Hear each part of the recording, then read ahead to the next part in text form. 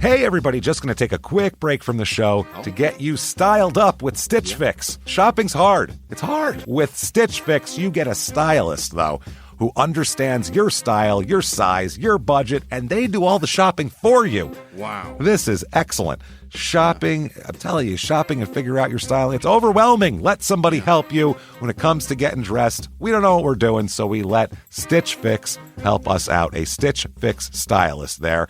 They know what works on us. We get the prices that make us look really good, and it feels good. You get some confidence boost walking around knowing that you're looking decent here. Oh, yeah. Yeah, we just give the stylist our sizes, style, budget preferences.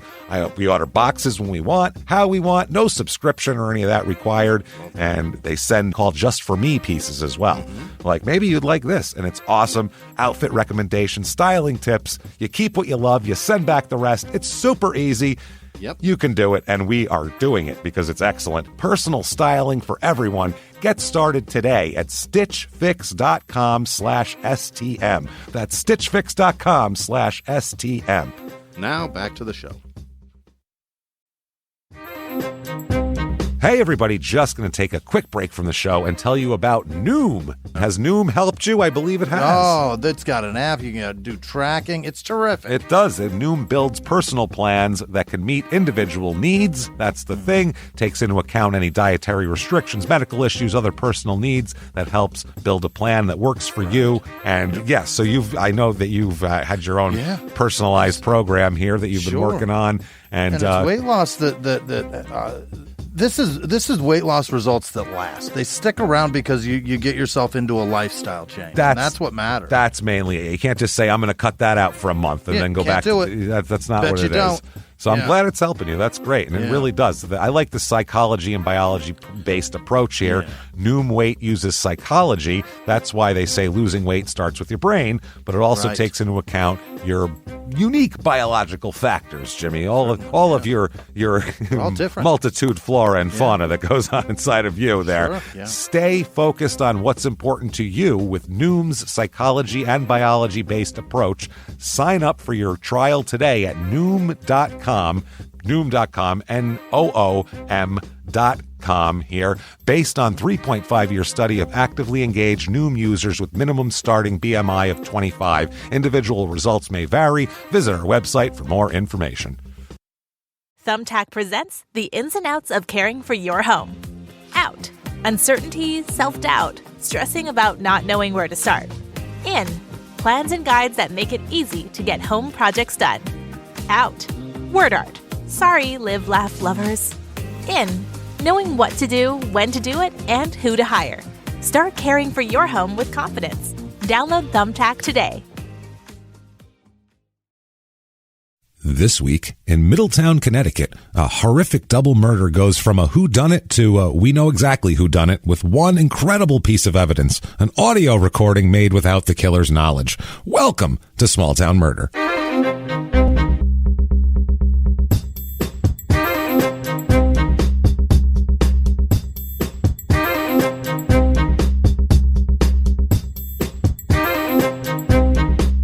Hello, everybody, and welcome back to Small Town Murder. Yay! Oh, yay indeed, Jimmy. Yay indeed. My name is James Pietragallo. I'm here with my co-host. I'm Jimmy Whisman. Thank you, folks, so much for joining us again on another wild, crazy, just insane edition of Small Town Murder. Last week's episode obviously was insane. Right. If you missed it, you probably want to go back and check that one out and buckle up for it. It's a wild one. This week, this is just a crazy case. This is one of those where I'm like, how is this not one of the most famous cases ever? Because it's just so insane, and it's not really been talked about very much, so we're going to do it ourselves here. So thank you for hanging out with us, and thank you, of course, if you've done anything for us this week, especially if you've given us a review.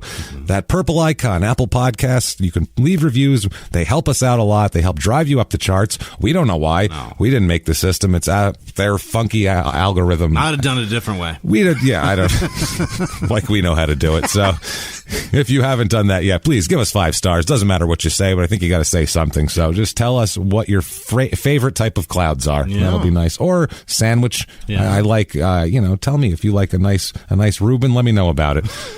We'll check it out. So thank you. Tell me where it is. Also, head over to shutupandgivememurder.com for everything that you want, small town murder and crime and sports related. And check out Crime and Sports if you haven't. Last couple weeks, Oscar Pistorius and just a bunch of wild stuff there. So please check that out. Also check out P.S. I Hate This Movie on Fridays, where I get to pick the movie this week. Oh. And it won't be romantic, probably. Well, that's not fair. Which is great. Yeah, so every once in a while, it's to keep me from losing my mind. The Crocodile Dundee, that's a love story. I'm allowed to. I'm thinking about doing Splash because it's technically a romantic comedy. Yeah. It's got Tom Hanks in it. So we'll see, though. But check that out on Fridays. So thank you for everything you guys do for us. And if you want to be an even bigger help to the show, my God, you can do it so easily. If you want to be a Patreon contributor, you will get tons of stuff. It's for you more than it's for us. First of all, if you're over the $5 level, you will get access to all of the bonus materials. Right. Everything. All of the crime and sports bonus, all of the small town murder bonus. This week's small town murder bonus will be about females that get executed because Jesus. It's not normal. That doesn't happen too often. So it's going to be like kind of, it's ladies' night, I guess.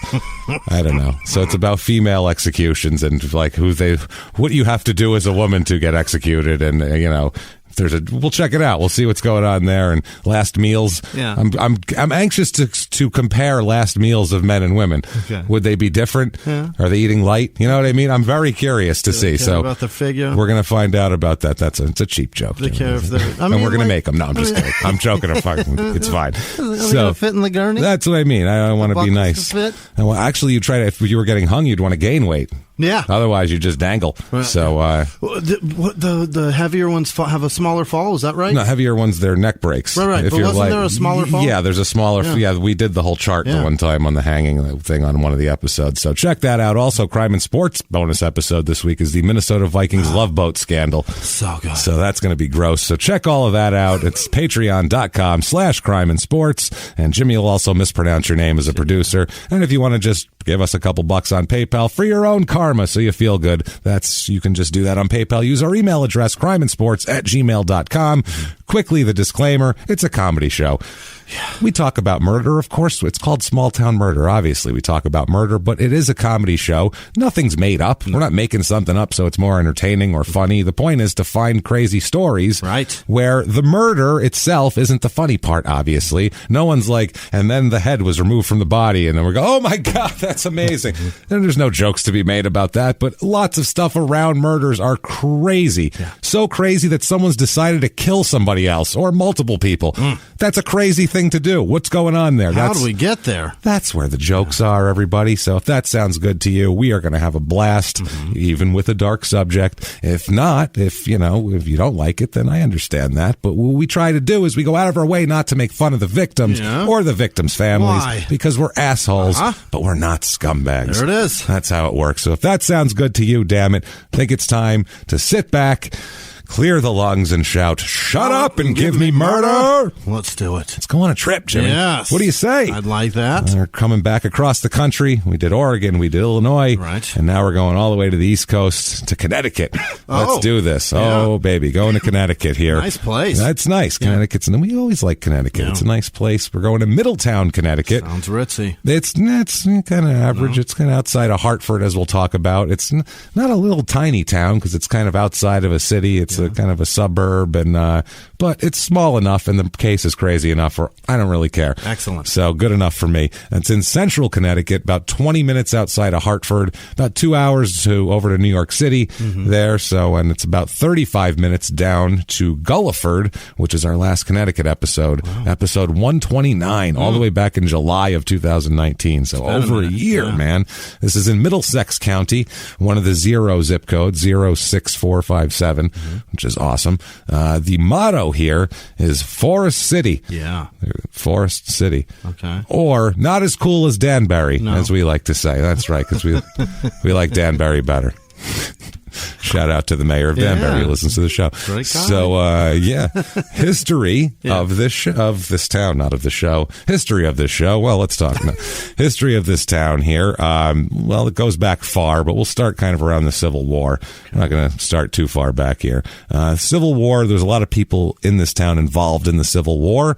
As a matter of fact, General Joseph K. Mansfield was a Union general at Antietam, where he died in action in 1866. Hero stuff. Yeah, he died there. Another casualty there in Antietam was Brigadier General George Taylor, who'd been educated here and lived here as well. So there were a couple of prominent people here ended up dying there. So also the Civil War song "Marching Through Georgia," which is, I assume, probably about Sherman going to the sea and burning everything in his path there, was written by Henry Clay Work, who was a Middletown resident as well. So a lot of Civil War connections here.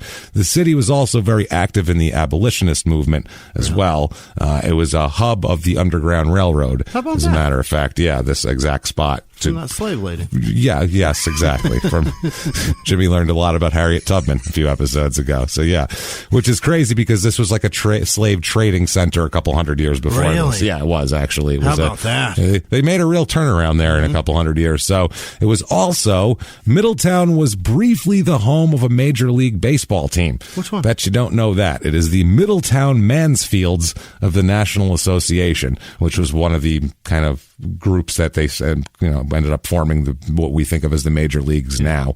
Middletown Mansfield. That's too many letters. It's after Joseph K. Mansfield, the general who died in Antietam. That's a rough jersey. But this was in 1872. So the guy died 10 years before. So, they're like, let's just, we're going to eat it on the letters. It's going to cost us a lot to send this jersey and to have it made. They're going to sew these things on. We're probably going to take a loss for a few years just on jerseys. Nobody gets their last name on the back of the jersey, all right? We got too many letters on the front. We can't afford it. So we're going numbers only on the back, like the Yankees, and then the front. We may just go numbers only on front and back both. Fuck it. They know who we are. We're the team without the name on it. They were a member of the National Association in 1872. The team was organized by Ben Douglas Jr., who named the team after his great uncle, who was the General Mansfield there. They were managed by the catcher, John Clapp, whose nickname was Gata. That's it there. Jesus. And they finished with a record of 5-19. They were managed by their catcher. Yeah. Back then, these teams would be managed most of the time by a player. By a player, really? Yeah, either by the owner of the team or by a player. Okay. That was it, because the players knew what they were doing. So it would be we're all together anyway. Who's the old guy on the team who everybody looks up to? You're the fucking manager now. Okay. It wasn't quite the same job back then. No. So in the early kind of late 1800s, late 1800s, early 1900s, it was very white before that, and that's when it kind of became, the demographics changed there. It was very white and upper crusty, and then the Irish came in, and then all of a sudden all the Italians came in too as immigrants to work in the factories and farms and turned the whole fucking thing upside down. A bunch of them came, apparently for some reason, Melilli, Sicily. A lot of people came from this town to here. So it was like a very, kind of a one big chunk of group of people in there. And apparently that pissed people off a little bit. And then the Polish and the Germans were there too. So, it was getting different. By 1910, the population was up to 21,000 people there. That's awesome. Except not a lot of black people. There was 53 black people out of 21,000 people. In the 1900s? That was in 1910. Wow. So not a lot. No. Not a lot there. But later on in the century, it became more. And now it's kind of a little bit more, as we'll talk about, a little bit more diverse there. Wesleyan University is there. Okay. So that's kind of a lot of the population itself is just college kids who live in one area. It's not the actual people. That's why the town, with the population, it doesn't really matter because a lot of it's college kids here. So two Wesleyan professors in the early 1980s brought a small group of Cambodian refugees here in the early 1980s, and then they kind of sprung a Cambodian community there. So now there's like a Cambodian community there. And it's interesting. And also they have a Tibetan community as well. Professors brought over some Tibetan refugees, and they started a Tibetan community too. So yeah, they have a Hindu temple there as well. So there's Hindu people. It's a pretty diverse little town. Sounds like it. Interesting. Yeah. So, they had all sorts of problems, of course, with weather, as they always do. Floods, 1927 and 1936, giant floods. The Great New England Hurricane in 1938 as well, and really fucked a lot of things up in businesses and trashed the main street and all that sort of thing. It was weather and fire back then really did a lot of damage. Connecticut's west of New York, correct? And north of? No. It's Connecticut is east. It's on the ocean, isn't it? Yeah, it's Connecticut. It's stacked with Massachusetts there. All right. Yeah. Got it. I know where it's at now. No, west of New York is Pennsylvania. And Ohio. So New York goes up at an angle. It's the fucking ocean or the Great Lake there. That's what that is. Yeah, it's Lake Erie up in the other thing by Buffalo and between there and Canada there. So I think I get it. Yeah, just water on either side. He gets it. Yeah. So in the 1950s, when roads were really improving and everybody had a car, there was a highway here that separated Middletown from the river, and apparently that was good, except that the highway demolished historic neighborhoods, including a lot of buildings from the 1700s. Yeah. So that was kind of tough to go forward, man. Yeah, progress is difficult here. So Middletown kind of became a little bit shitty into the 60s and the 70s and the 80s. Yeah. Kind of the Northeast was just kind of downtrodden, and the Midwest as well, the Rust Belt, those big cities. Yeah. And 1990s though, it started coming back a little bit now, and now they've torn down a lot of the old buildings rather than restoring them.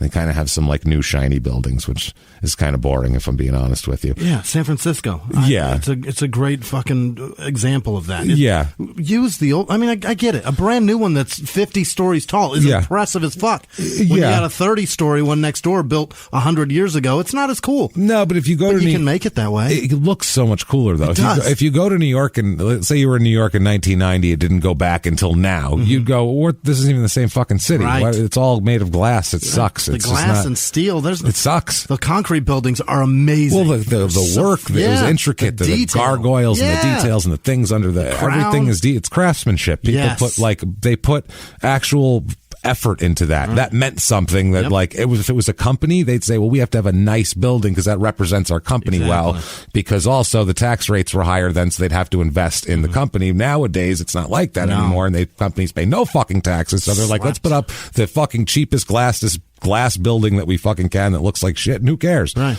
So that's it's square, and we can go inside and get out of the rain. That's it. It's energy efficient and all that, which is fine, but it's more expensive to retrofit, but also your city loses its fucking soul. Right. And its character and everything else. Character is everything. There's a reason why Phoenix sucks, because it has no soul, because everything's brand new and shitty and beige. That's why. Right. There's no color to it. That's why Boston's cool. There's a lot of old shit. Yeah. You know what I mean? It's cool. I like it. Super old. Even the old Philly, neighborhoods same way. And shit. Yeah. All these brick ass buildings with like wood girders coming out of them. I like it. It's cool as fuck. I dig it, man. So also the bunch of the farms that were left over, developers ended up buying, and that ended up becoming suburbs and shit like that. So it was the typical kind of 70s, 80s, 90s growth here.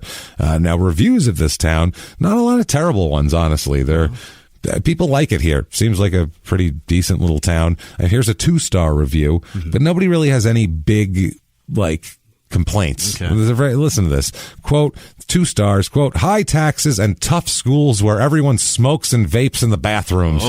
Oh my. No chain stores and no parking on Main Street to go to their restaurants. I just picture everyone smokes. What is this? I picture like a kid in a leather jacket and a pompadour, like, hey, hold on. With a vape pen. Yeah. Old man so-and-so is coming down the hall. Be careful, with a vape pen. Seems like that's the most genius thing ever for school kids. You know what I mean? Vape pens?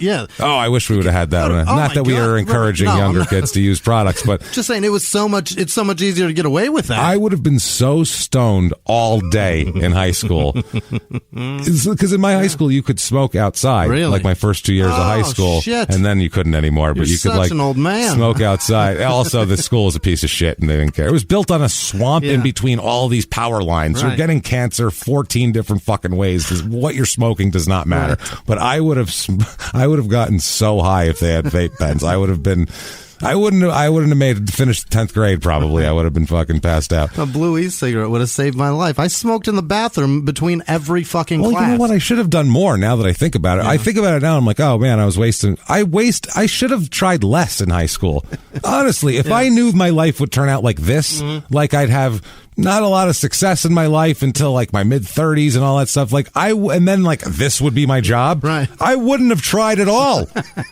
Anyone would have said you're being lazy. I would have said I'm biding my time, motherfucker. That's what I'm doing. Don't you worry about me. I'm biding my time. Fine. I just have a lot of time to waste. It's going to be a while. I'll eat eventually. Right now, I like this hot dog. I'm in the waiting room. That's it. I got, damn it. Too bad you can't predict the future. I would not have tried at all. I tried a minimal amount anyway, but I would have done even less. Is what I'm saying, and I would have been happy. Probably wouldn't have worried about graduating. Dude, I sweated every day. I wanted to graduate so bad, because I would have been the first boy in the family to graduate high school, James. Yeah. Fucking high school. How embarrassing is that? That's classy, James. It's all We're class. such trash. All class. And as soon as I did that, I was like, ain't nobody telling me shit. They're all dumber than me. Fuck them. I'm not going to college. That's stupid. Oh, man. I was like, I don't. Yeah, I knew college was I didn't even know how to apply for that stuff. Like, what do you even do? Who do you talk to about it? No idea. I was like, that's definitely not happening. Go down and stand in line at the school? And I'm mad I even thought about it for 5 seconds. Well, for what? What am I going to doesn't help beg me. somebody for me to pay them money? Fuck that. What if I would have tried really hard and done well and went to college and all that? My life would have sucked. I would not have done this, which I like better. This is what I like. Yeah, there's no way you would have done this. It would have been bad. So here's another 2-star review. Quote, there are not that many jobs and hiring you would have to go to the next town over just to find a decent job. All right. Here's a 3-star quote. Middletown is a very quiet community. When I first moved here when I was 8, there was not much for most people to do besides go to the movies. However, the last couple of years, they've renovated the Main Street area, which is now very popular and filled with amazing restaurants. Wow. Oh, my. Overall, I do think Middletown is a great place to live. It's incredibly diverse, and I do believe the school system is great. If you discount the smoking kids in the bathroom. You can get through that. Jesus. It's a safe and friendly place, not only to grow up, but also to settle down and raise a family. So, another review complains about some potholes. Okay. That's the only complaint. Great place. We have a lot of potholes that can be fixed, and our senator isn't exactly the best. Oh. That's their review. I don't know. People in this town, population 46,747. I said a good chunk of those are college kids, though, kind of doing their own little world here. This is up 10% from 1990. Male and female are average. The age is a little bit, it's exactly the same, 37. So the only things that are different are what to be expected with young people in town. With any young people is the married population's a little bit lower, that sort of shit. Never married rate is a little bit higher. Less widows. Okay. It's, normally you don't find a lot of 22-year-old widows. It's tough. It's just sitting there. Really got to look hard. He went off to the war with a gleam in his eye. He said he was going to defeat the Kaiser. It was 1988. He had no idea. He just ended up at Kaiser Permanente. Right. He was very confused. No idea what happened. So, it's pretty average other than that. There's a few more single people, like I said. Race of this town, 69.5% white. It's normally 61.5%. 13% black. The national average is 12.3%. So they're pretty close to averages here. 5.6% Asian. 5.3% is the norm. It's almost like they're like, oh, we need a couple more Asians. Let's go. Yeah. How do we recruit Asian families? We're at 4%. We got to even this fucking thing out. It's very weird. And then Hispanic 9.2%, which is a little less. So it's a few more white people, a few less Hispanic people. Otherwise, everything is kind of the way everywhere else. Yeah, reflective of the rest of the country in general. So religion in this town, what you get with a lot of kids, a little lower. 42.3% religious. 28.5% of the people here are Catholic. Catholics are, as we know, the Baptists of the North. We know that for a fact. 0.6% Jewish. Just missed it. Missed it. So close. This area, I'm blown away. Yeah, we got to do it a couple weeks ago, but we're close, guys. I'm sorry. I'll find another one. 0.1% Islam. Politically here, it's pretty close, but last election, 51% Democrat, 44% Republican. It's Connecticut. It's a blue state. And then we have unemployment rate here is like I said, right now, who the hell knows? But in the beginning of the year, it was right about average. Median household income's a little higher, though. Normally, the rest of the country, it is $57,652. Here, it's $63,914. Wow. So a little bit higher, not too bad. All the 75,000 and under categories are higher. Okay. So you get a lot of people that are making, it seems like 50 to 75,000 bucks. That's pretty average, which a lot of people work at the college, so that might be professors and things of that nature. Cost of living, really close to average. Normal is 100. Here it's 101.4. Okay. So very close. Housing's a little bit low. Housing's an 89. That's great. Which Connecticut is so fucking expensive for housing. One of the most. And their taxes are really high, but also if you've been to Connecticut, they have the number one schools in the country with your taxes, and also the roads are much better. In almost just drive on the 84 from right. New York to Connecticut, cross over and go, what happened? People are paid taxes here. That's what you happened. Missed the sign. It said missed welcome the sign. to Connecticut. Yeah, that's what happened. But in almost every list of top 10 cities in America to live, almost every one of them has one or two cities that are in Connecticut. That's a great place. It's a nice place. It's beautiful. It's a nice place. Median home cost here is $205,100, which is low for Connecticut. And if you're moving in lock, stock, and barrel, we have for you the Middletown, Connecticut Real Estate Report.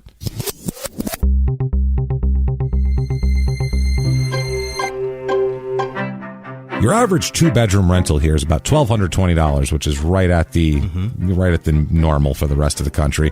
But the houses, you can find a steal here and there. I found a 4-bedroom, 2-bath, 1,584 square foot house. Yeah. It's all fucked up though. I mean, like, it's vinyl siding, and there's when there's too many wires running down the vinyl siding, and you don't know what cable and what's phone or what the fuck. Fuck it, put a new one up. It's got that happening, and it's not good. Too many wires on the vinyl siding is a bad sign.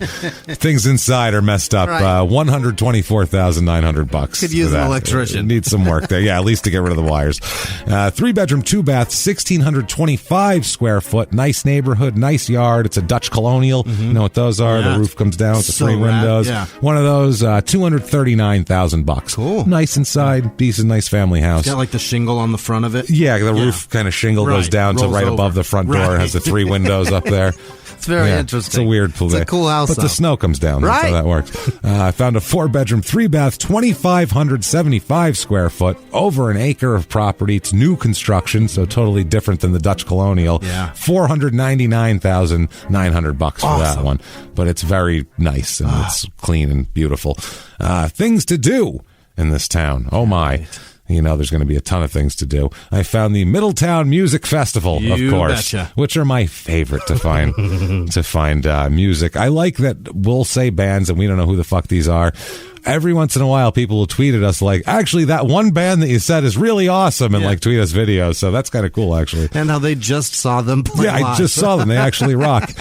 And we found out that one festival at the Exit 111 ended up, all those people were actually there. Right. Like Guns N' Roses. People were completely real. People tweeted us pictures of it. Like, I was here. Here's a picture I took. You're like, holy fuck, are you kidding me? A guy that's like a trucker or something went through a truck stop and saw a man wearing the shirt. Yeah. So strange. So weird. It's like, I had to tell you that this guy's wearing this. Right? So Friday at the music festival, these are all 45-minute sets. They start every hour and they go for 45 minutes. 15 break. Yeah, that's it. Another new one comes out. El Trash Combo. I like them 5. already. They're opening up the whole weekend. You got to kick it off right. Parallax at 6. No. Hannah's Field at 7. Hannah with the capital H at both the beginning and the end of it. Oh. I don't know why. It's what is that? Hannah's Field is like a vagina reference. It's what it the sounds euphemism. Like. And Hannah's one of those words that are front and back. What do they call that? Yeah. Parallelogram? That's not it.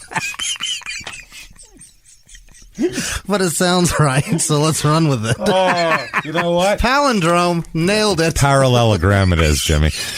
Not even gonna. It's beautiful. That's fucking beautiful. I was dead ass serious. You are a beautiful man. You know that?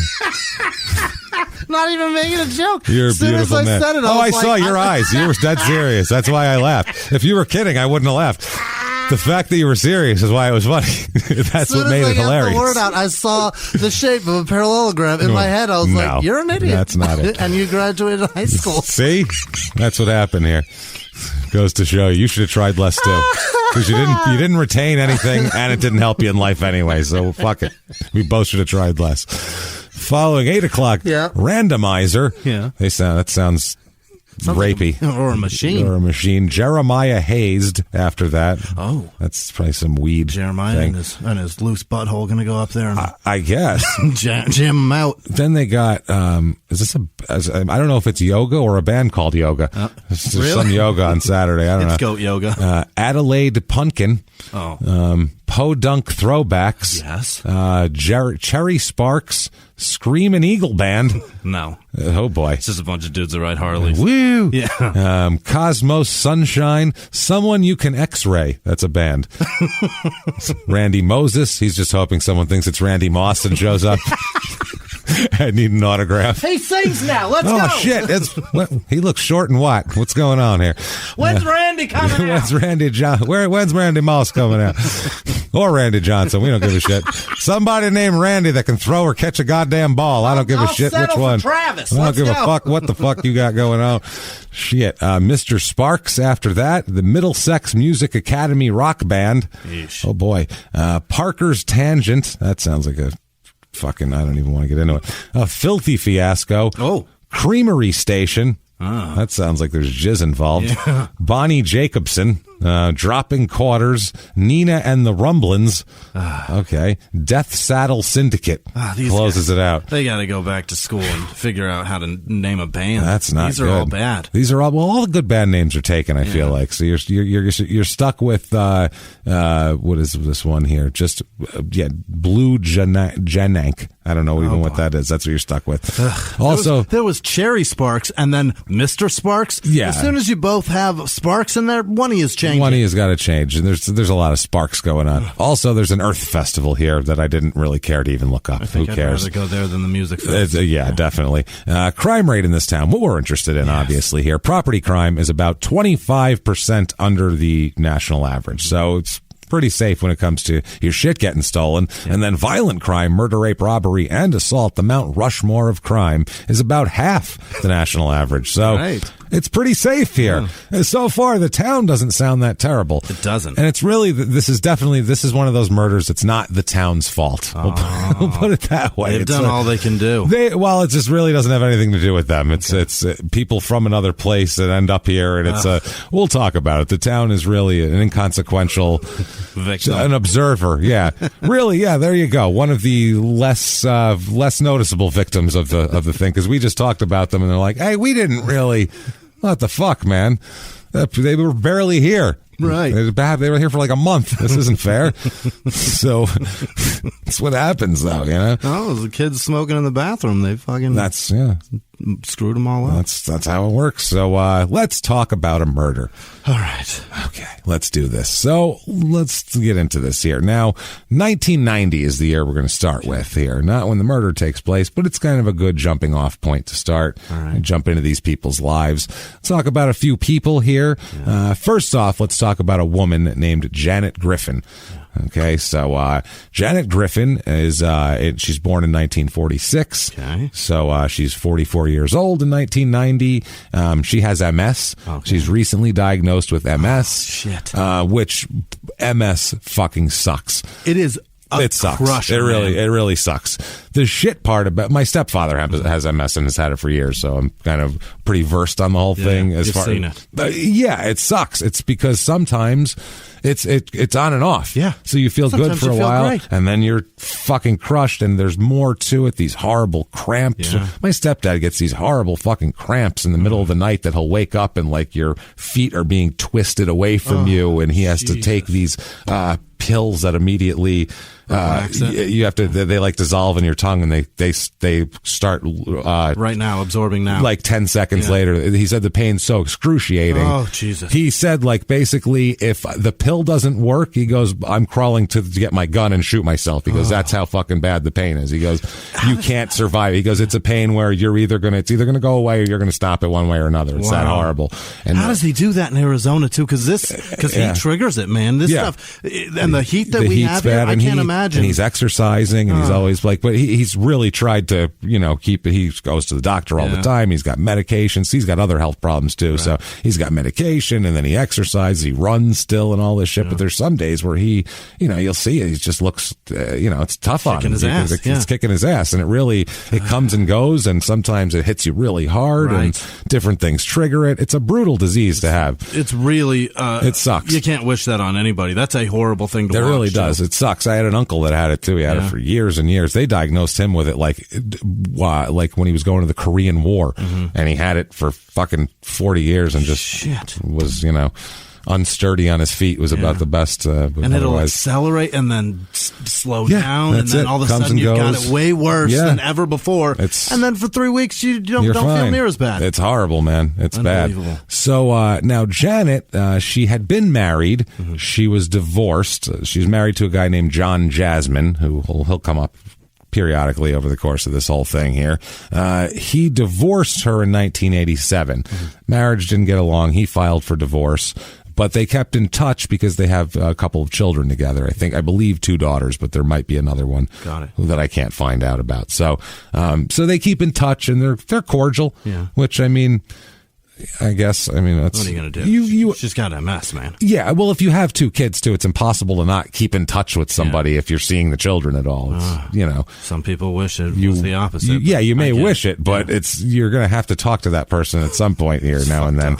So, yeah. Keep that in mind if you're planning on having a child with somebody and you just kind of like them. Yeah, that's... You better hope that you fall in love fast. Marriage is easier. You can get unmarried very quickly. Yeah. You can get divorced, and it's no problem. Co-parenting's a fucking nightmare. It can be a disaster, a divorce. It can have a couple years of pain and monetarily and all that. But if you have a kid with someone that you don't like and get along with, that is the next 20 years. Enjoy. You have you have to deal with that person always. You did that. Blame nobody but you. Yeah, be more careful about that than marriage. Yeah. Fuck, who cares about marriage? So next time she says, take the rubber off, keep that in mind. Yeah. Or when she says, I'm on the pill, keep that in mind. That's it. Marriage is a contract. It's like buying a fucking car. You can sell a car, buy a car, get divorced, but get out of that. Kid, you can't put it back. Nope. It's there now. The only thing you can do is, I don't know, fucking drown it, and then you end up on our show. So, is that a good idea for you? Or come to an amicable, a parallelogram. A parallelogram agreement with that person. Clearly. That you both drop it off at the fire station and you wash your hands of each other. That's the answer. Right. If you don't want to go to jail. That's it. Once you've had it, that's all you got. It's unbelievable.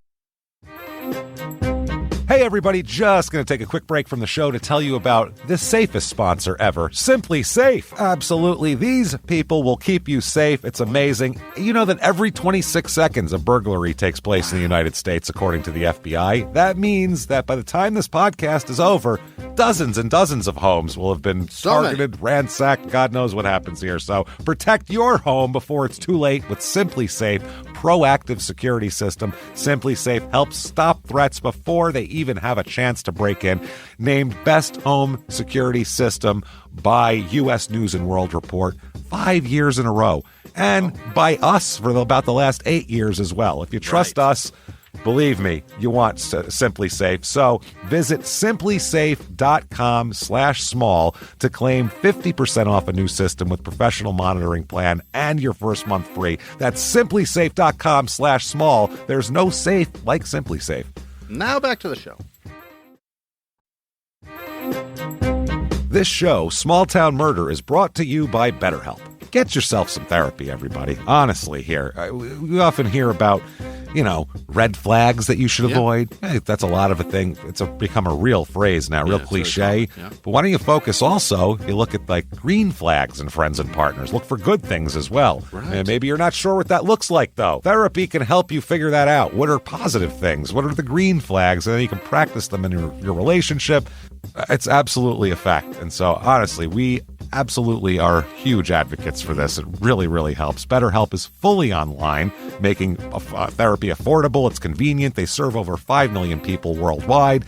You can access a diverse network of more than 30,000 credentialed therapists, wide ranges of specialties there. Here's the coolest part.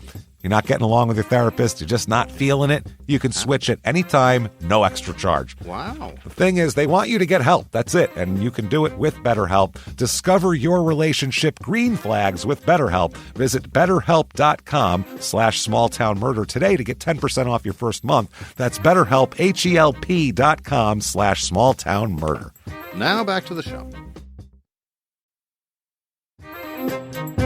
Hey everybody, just going to take a quick break from the show and tell you all sorts of good stuff about Chime.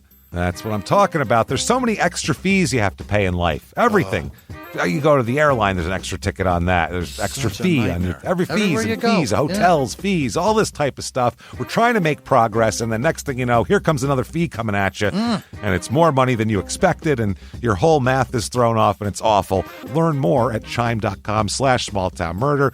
Chime is great with that stuff. I mean, you can't beat if your things are a little tight, especially around the holidays or after the holidays. You need that money a couple days early, or you go grocery shopping, you got a car payment due, there's so many things that don't cross over exactly how you want them to cross over. Make progress toward a better financial future with Chime. Open your account in 2 minutes at chime.com/smalltownmurder. That's chime.com/smalltownmurder. Feels like progress.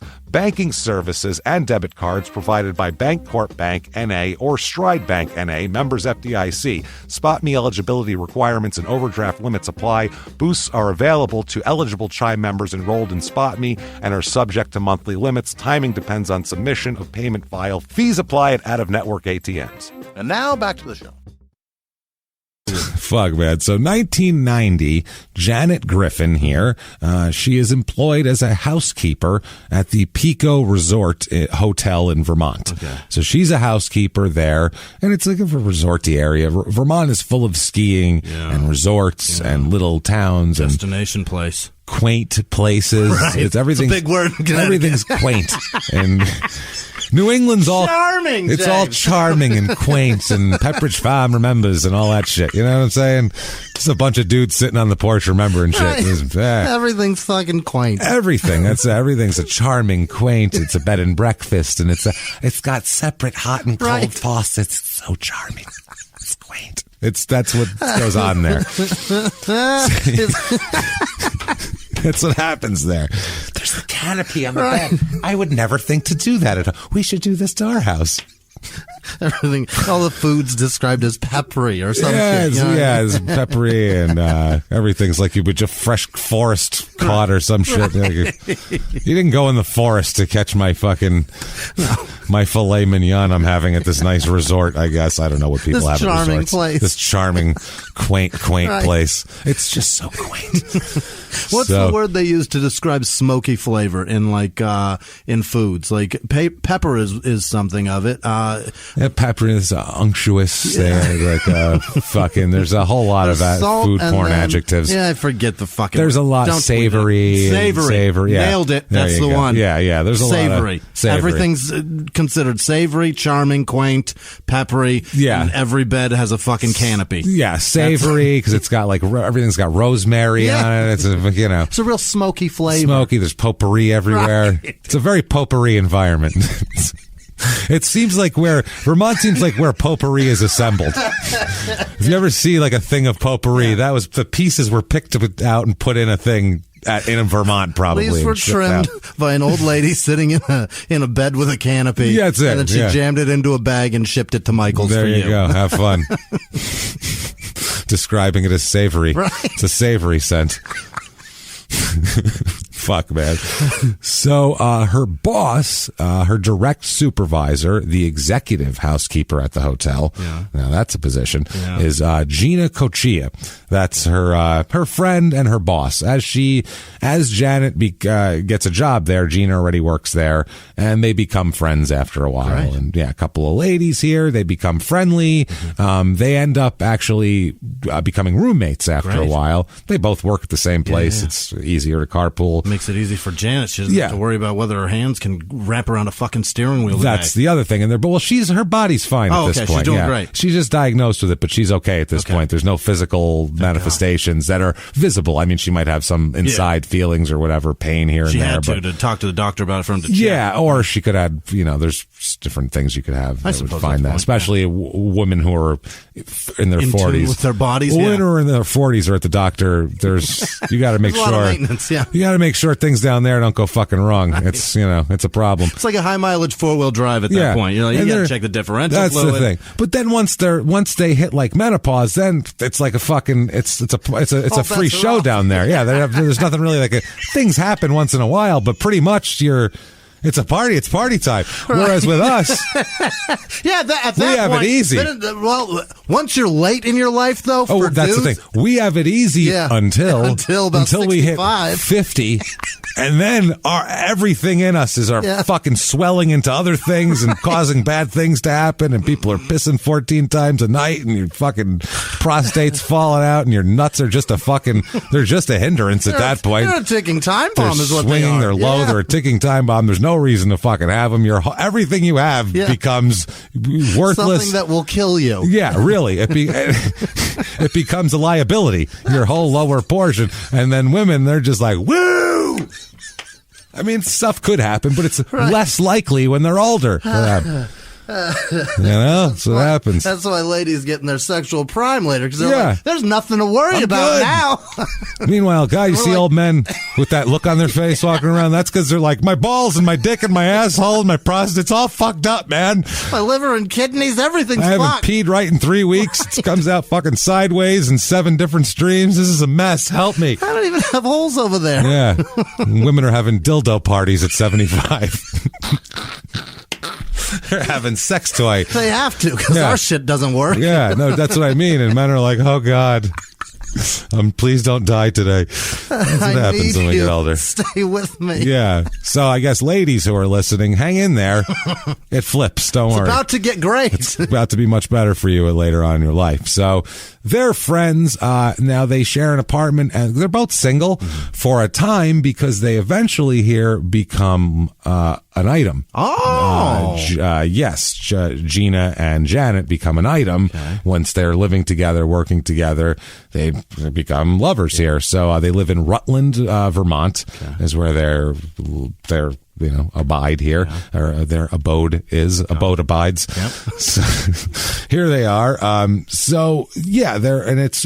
believe for Janet, this is her first foray into homosexual relationship, into a lesbian relationship here. Gina, I'm not sure about here. Doesn't really matter either way. They're together. Who cares? So, and it's like, they're together in Vermont. I mean, that's, no one gives a shit. No. Enjoy, ladies. Have fun. They celebrated already. Yeah. Make your potpourri and enjoy. I mean, either way, I don't care who you're fucking. Just make that potpourri, because that's what you're here for. That's our export. I don't care who's got access to your vagina. Right. All I care about is that sweet, sweet, savory potpourri that you're going to produce. Bring it down. So they started when they're working together. It doesn't start until late 91, early 1992. Took their time. Physical relationship. Mm-hmm. Well, it took time she started working there in 90, Janet did, and it took time for them to become friends, and then eventually it blossoms into this.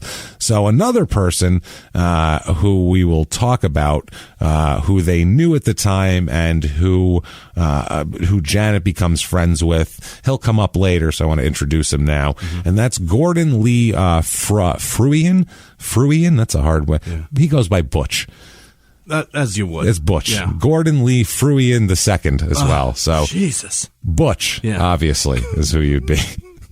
Clearly, you're Butch at that point. Gordon Lee Fruian, the second, of course. The second. Make it sound royal. Yeah. Knock it back down to some West Virginia Butch. Butch, yeah. And that's the family. It's more.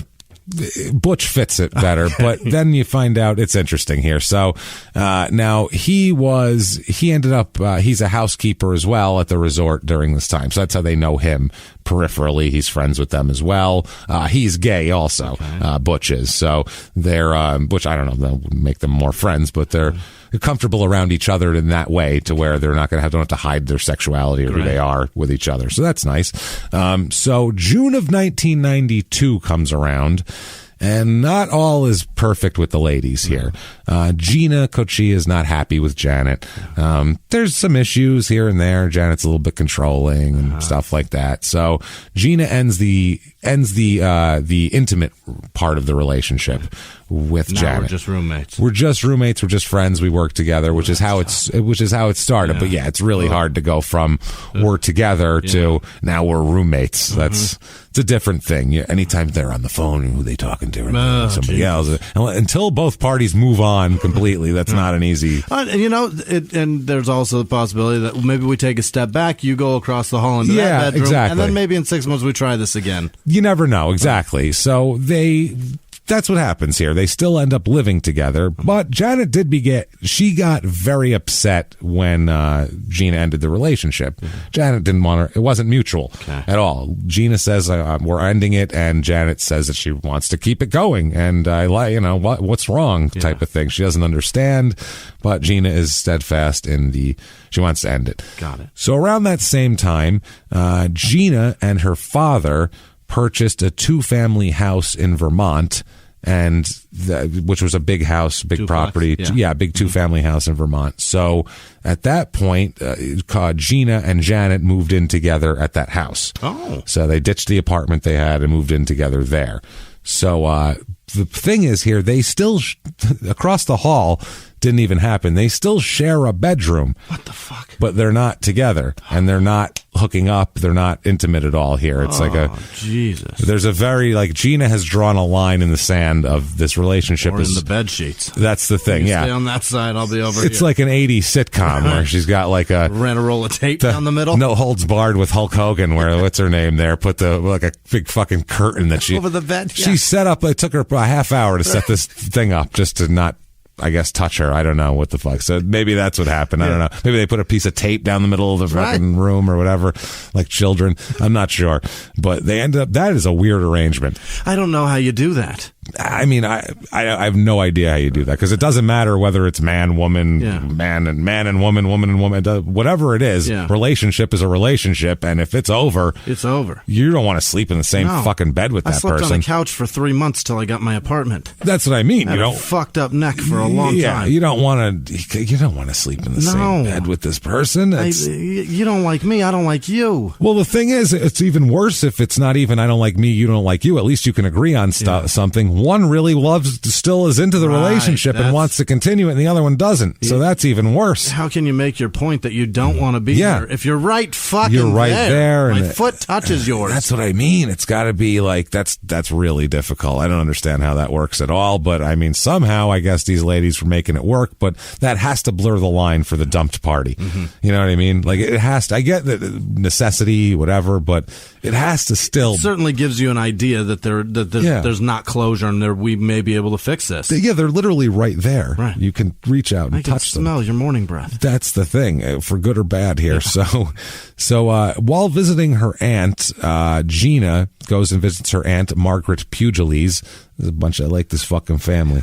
It's a bunch of fucking guineas over here. Hey, it's Aunt Margaret. Aunt Maggie, how you doing? Hey, very good. Oh, look at the fucking meal she prepared for us. Unbelievable. The Pietragallese. I really think old Margaret Pietragallo is going to have some good stuff on the table when you come over there. Like, damn nice gravy. Yeah, not even that. Just the snacks, like the old guinea snacks. Like my grandmother, if there's company coming over, just this shit on the table would be like good Italian bread. There'd be like, sliced sopressata and shit like that, and cheese and like nuts and like, fucking basic picky shit there. Yeah. So it's not enough that we're going to eat later on. When you walk in, I'm going to fill you up now. You're obviously famished from the journey. Right. You know what I mean? How long's it been? 3 months? You drove your Cadillac from a town over 18 fucking minutes. So clearly you need to replenish yourself as soon as you walk in the door. You're going to fall over otherwise. You must be exhausted from snacking at truck stops for the last 35 minutes. Then they'll send you home with food. Right. Go in 10 minutes. Here, take for the ride. I'm going 15 fucking minutes.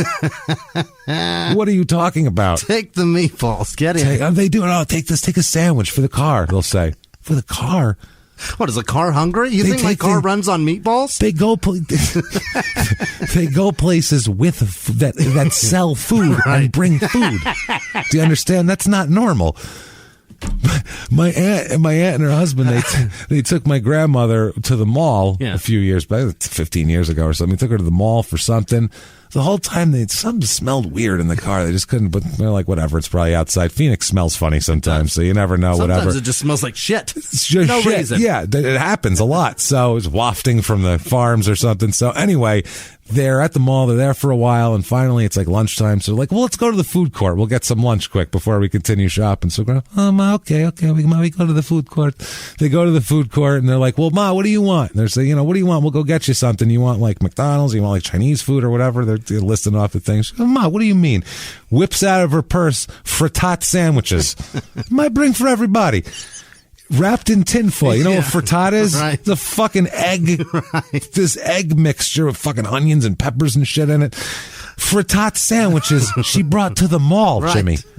To the fucking mall. I figure we eat at the food court. I said, what? You're going to eat to buy the food? No, you don't buy that. You have this and shit. My aunt is horrified because everyone's no one else has tinfoil wrapped egg sandwiches at fucking 1 o'clock in the afternoon at the mall food court. Nobody came to the food court for a picnic a la brat from home. What the fuck is this? What are we talking and about? It's like it stinks like onions and eggs, and it's like once the tinfoil opened, they're like, oh, that's the smell. It was fucking frittata sandwiches. Jesus Christ. So my aunt's like, Ma, you can't bring frittata sandwiches to the mall. They sell food here. Ma, get the hell out of here. I'm going to buy that food. I make myself. My God, Jesus Christ. You could have just brought the supper.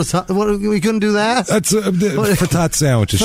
Throw some cold cuts in there. Think about her mind, though. Right. That wasn't in the fridge. No. She didn't just grab that. She said, we're going to the mall later. Yeah. I better make some fucking frittata sandwiches. What's the smelliest shit I know how to make? Yeah, what is it? I'm going to make that. I'm going to want those later. I better make it for everyone because they're obviously going to be jealous of my frittata sandwich if, they see I got to compete with McDonald's and Orange Julius and Chick-fil-A. I got to compete with their smell. So I'm going to make something much stronger. You'll never smell the other things. Trust me. The Sbarro's does not stand a chance with me here.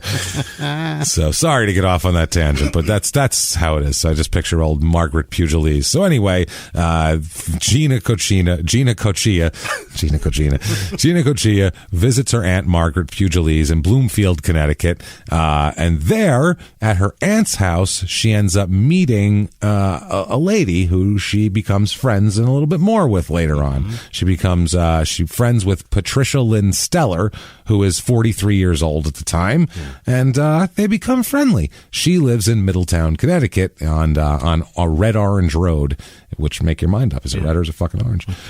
Red Orange Road in Middletown, Connecticut here. So that's how that works. They become friends, Gina and Patricia do, and Gina ends up returning to Connecticut several times after that, not to visit her aunt, but to visit the new Patricia, the new lady in her life, to go see her. And also, she even brought Patricia and her aunt. Patricia and Margaret actually went together because they were friends. Gina's aunt. They had visited Gina in Vermont 2 or 3 times. Okay, so they're all becoming close friends, and the aunt seems to be kind of helping facilitate this whole thing. Which I know a nice girl. Thank God. My niece is a nice girl. Maybe you get to know her. It's good stuff there. Nice going, Aunt Margaret. I like her. So January 1993. Finally, Gina requests that Janet move out of the house that they live in by June of 93. 6 months, just in the next 6 months. Yeah. That is really kind and just, good. Think about that. That's really... Like, you can't get any more just facilitating than that. Sweet, kind. Yeah, listen, we've been broken up for 6 months anyway. Right. And I'm going to give you another 6 months that you can stay here. That's not bad. Or she needs help paying the rent until then, and it's cold and heartless. You know, you never know. Well, this is the house she bought with her dad. Great. So I think I think they're good. I think they're I free think and she's clear, just, or she needs help paying the mortgage. Something. I think she's either way. Either way, it's kind. Yeah. If you want a roommate, you're probably not your ex-girlfriend is the one you're going to have as a roommate. Maybe you get somebody else if they want to pay some rent. So you would think that Janet at this point would be like, wow, what an amazing person you are. This is great. I'm very lucky. Instead, she got really upset because now if she's not, because I think she feels like if I'm especially living in the same room with this person, I am within striking distance. Like this is I could get back with her at any moment in time, but once now she's got a 6-month countdown to when this is over. Yeah, that's what I mean. So she's losing her at this point, and she says she tells Gina that she still loves her and that she doesn't want to leave, and Gina had to reiterate that their romantic relationship's over. It's been over. We've been living together, but I want to move on with my life now, and I can't do that with my ex-girlfriend literally in my bed. Good point. It's kind of tough. Yeah. Can't really do that. Yeah. So April 1993 comes along, and this is the point where Gina begins to have an intimate relationship with Patricia. Yeah. This is Gina Cuccia, Patricia Steller. Now, Steller traveled to Vermont to see her on several occasions, but she never stayed at the apartment that because she still lives there. Janet still lives with Gina, so it's not like Patricia came over and stayed at the apartment and flaunted it in front of. Like they were like, let's not. Like they stayed away from her to rub it in. Gina seems like a very kind person. I'm impressed with the maturity of this relationship. Oh, yeah. This is a bunch of 40-year-old women, so at least you're going to get that, where they're, you know what I mean? Yeah. They're not like children where nobody's really being petty, and this one's trying to be nice. They know what they are. They know what they are. That's the difference. It is nice. Right. Yeah, it's a nice deal. So they start that, which is, like I said, they're not rubbing it in her face, which is terrific. But what she would do is Patricia would stay at Aunt Margaret has a vacation home up here. So Steller would stay up there, Patricia would stay at the vacation home, and then Gina would go down and visit Steller and stay with Patricia when she'd go down to Connecticut. She'd go down to Red Orange Road in Middletown and stay with her there. Now, Gina did not inform Janet that this was a more than friendly relationship with Patricia, because it's her ex-girlfriend. It's none of her business. It's none of her goddamn business. It really isn't. And also, that's just going to upset her anyway. Right. If that information is only designed to hurt somebody, you know what I mean? Mm-hmm. Or to further separate us. What's the point of doing that? We're already amicable. We're getting along. Yeah. And I think Gina's thinking she's going to leave in June. Once she leaves, and we'll just continue and everything will be fine. And less confrontation, the better when it comes to something like this. Why have a giant confrontation if you don't agitate a beast? There's no reason. Don't poke the bear. Don't fucking don't what is it? Don't anger the hive. Yeah, there's no need. No need to do it. So now in May of 1993. Finally, Janet moves out. She moves out, and she moves into an apartment owned by a friend of hers, a woman named Natalie Jurgen, who comes up quite often here in this story. Yeah, she's part of this as well. You'll see. Never mind. So at the time of this here, this whole thing, Gina and Janet still work together at the woods at Killington up there. So they're still working together. Now they're not living together. Before that, they were working and living together and being exes. And yikes. I don't know how they held it together that long, if I'm honest with you. So they're no longer roommates, but they do remain friendly, though. They remain friends, and that's one of those things. I don't know if Janet is trying to stay close to Gina, because the whole time she wants to be back with Gina. She never says, okay, great, I'm moving on. It's always like, well, hopefully I'll get Gina back. Yeesh. And I think Gina's trying to not, like I said, not poke the bear here. So she's trying to go along with the whole thing, because they drive to work together. They carpool to work together still. So I can't imagine. Yeah, it goes from working and living to now working and driving, but not living, but still it's a lot. And also, Gina is the superior at the job. You know what I mean? Like, yeah, she's her superior as well. She's got to kiss her ass in the first place. Yeah. And she's, you know what I mean? And she's got to kiss her ass more because she wants to win her back. Yeah, it's a lot. It's a lot, as I could imagine it would be. This is stressful. Emotionally, anybody would be. Yeah. There'd be some tumult happening with you. So Janet, though, repeatedly tells her friend Natalie Jurgen that she still loves Gina and she wants her back. Mm-hmm. So that's her goal that she sets to all her friends, is I'm going to get Gina back one of these days. Unbeknownst to her, Gina's already moved on and is hanging out with Patricia. Now, finally, in the summer of 1993, I think Gina feels bad over because Janet keeps saying that she wants to get back with her. Mm-hmm. So Gina finally says that she sits Janet down and she says, look, I'm in a relationship with somebody else. Mm-hmm. Moving on. Mm-hmm. I'm done with this. I'm sorry. And, that's the way it is. So realization. That's it. And Janet broke down and, said, no, I want to resume. I want to be in a relationship with you. This is crazy. I didn't even know you were dating. Exactly. We should be together. And I thought I was getting close and this shit. And so obviously this is kind of an ugly scene. Everybody who's ever been in a relationship has been in some kind of branch of this tree, you know what I'm saying? And it's never good. To be on either end of it isn't great. No. Most you're a fucking sociopath. That's the thing. Right. Most people have been on both ends. And whether you're either a glutton for punishment that you just love abuse, you're some kind of fucking masochist, or a complete sociopath who loves to destroy a human being's psyche. That's the only way you would enjoy that from either side. The worst way to be in it is when you didn't even know that person liked you and was like flirting. You didn't even know those were flirts. And you're dating someone and they're like, oh my God, I liked you so much. I was trying so hard. And you're like, yeah. Whoops. I'm so sorry. Yeah, my bad. What did I do? How did I tell you that? Shit. I was just living. I'm really sorry. I was just doing the thing. I was just living. Just living. So you took that as I like you? What the fuck, man? Yeah. So anyway, Janet tells Gina though, or Gina tells Janet she still wants to be friends with her. She's like, look, I am moving on and all this, and obviously we're broken up, but I still want to be friends with you. So it's not like I hate you as a human being or anything like that.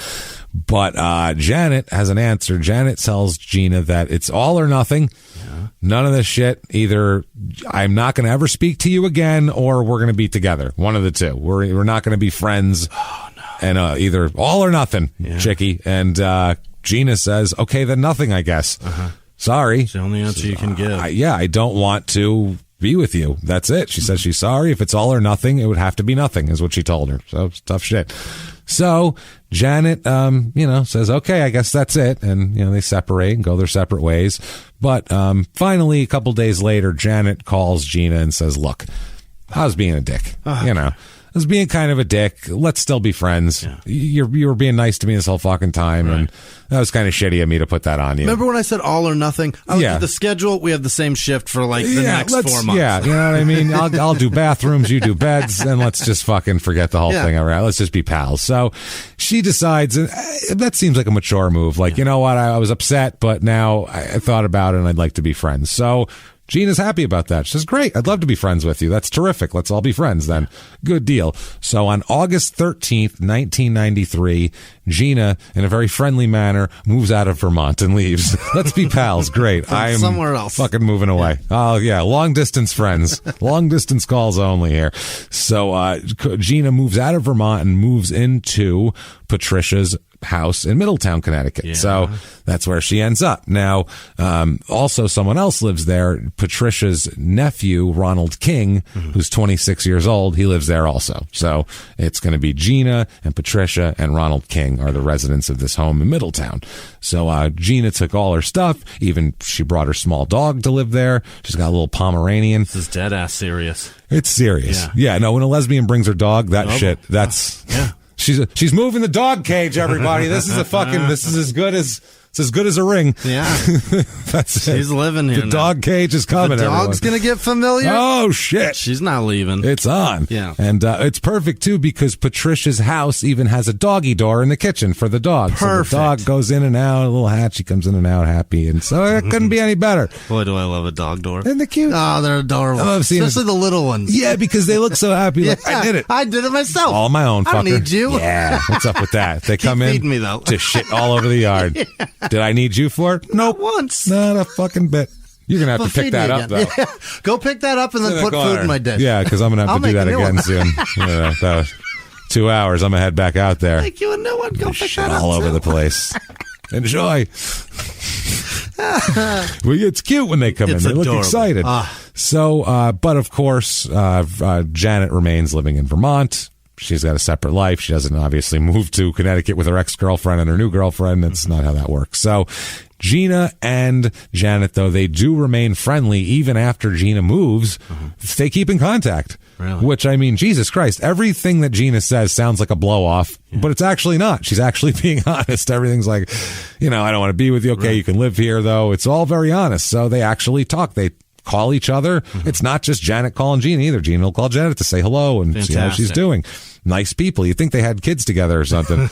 Doing great. Or you think she has a fucking heart and knows that her ex-girlfriend also has some health issues and keeping an eye on her. And I think that's it too. And and they were friends before that. So it's not like they just got to, they were friends before that. They were like genuine friends and then they became together. So there's a connection beyond just, I want to have sex with this person. There's a deeper connection. It's actual love, not lust. Yeah. Or friendship at this point, at least. And there's still going to be love and friendship. I love you, motherfucker. That's I love you back. That's right. I feel like I pressured you into saying that. No, it's okay. Normally I'd wait till after the show, but that's fine. So the problem is that Janet doesn't like Patricia. Really? Gina's fine. Everything's great. They're together. That's all fine and dandy. But I don't like that fucking Patricia, though. She is a bitch. As a matter of fact, not only is she a bitch, she tells, and this is not my language, by the way, at all. This is just, there's no other way to say it. Otherwise, I try to figure it out, but I don't know. So on August 23rd, 1993, Janet told a coworker that Patricia was a, quote, city slut dyke.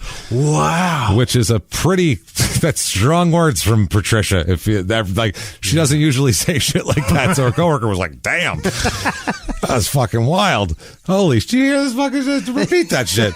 She's fucking nuts. And basically, not only that, but that Patricia was actually holding Gina captive in Connecticut and basically ruining Gina's entire life.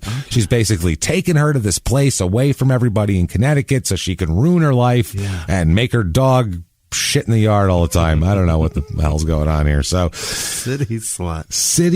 I was like, whoa, that's wow. Awesome. That's aggressive. So that fall later on, coming up, at the end of the summer, not quite the fall yet, Gina and Patricia spend 2 or 3 weekends at Gina's Vermont home.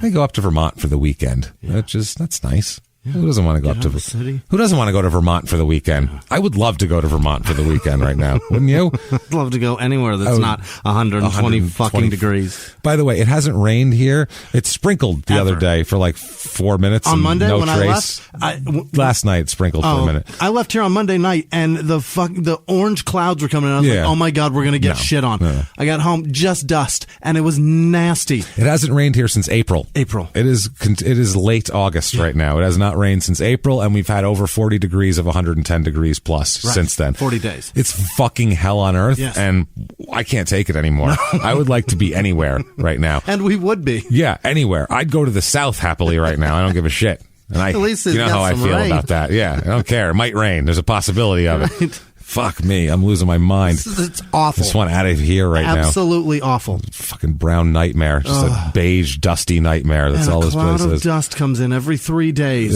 And makes it worse. Dirtier, if that's the thing. So they spend some time at the house in Vermont. They're going away for the weekend, like we said we'd like to. Now, on those occasions, Gina even told Janet that she was coming there. She wasn't hiding it or anything. She's like, hey, we're coming up for the weekend. If you'd like to see us, we'll be there. I mean, my city slut. Here she is. Maybe she was just wearing a shirt one time and said that.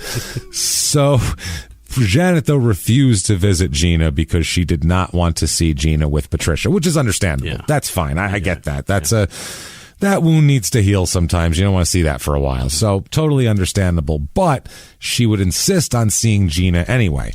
She'd say, look, I really want to see you anyway, though. So somehow she would get Gina to come over alone to her apartment without Patricia. And Patricia was okay with this somehow. Okay, good. Yeah, Patricia, this didn't cause that much. I think it was like, honestly, I think it was one of those things where Gina was like, look, she's this kind of sad lady. Yeah. I feel bad. You know what I mean? She's very lonely. She's very sad. MS. She's got MS.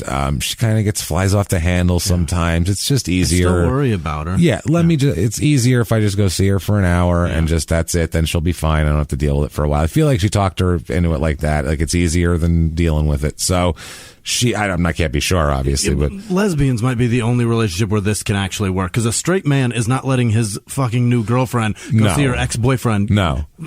Are you out of your fucking mind? And, no. And men, and the reverse, ask your girlfriend if that's okay. Dare you?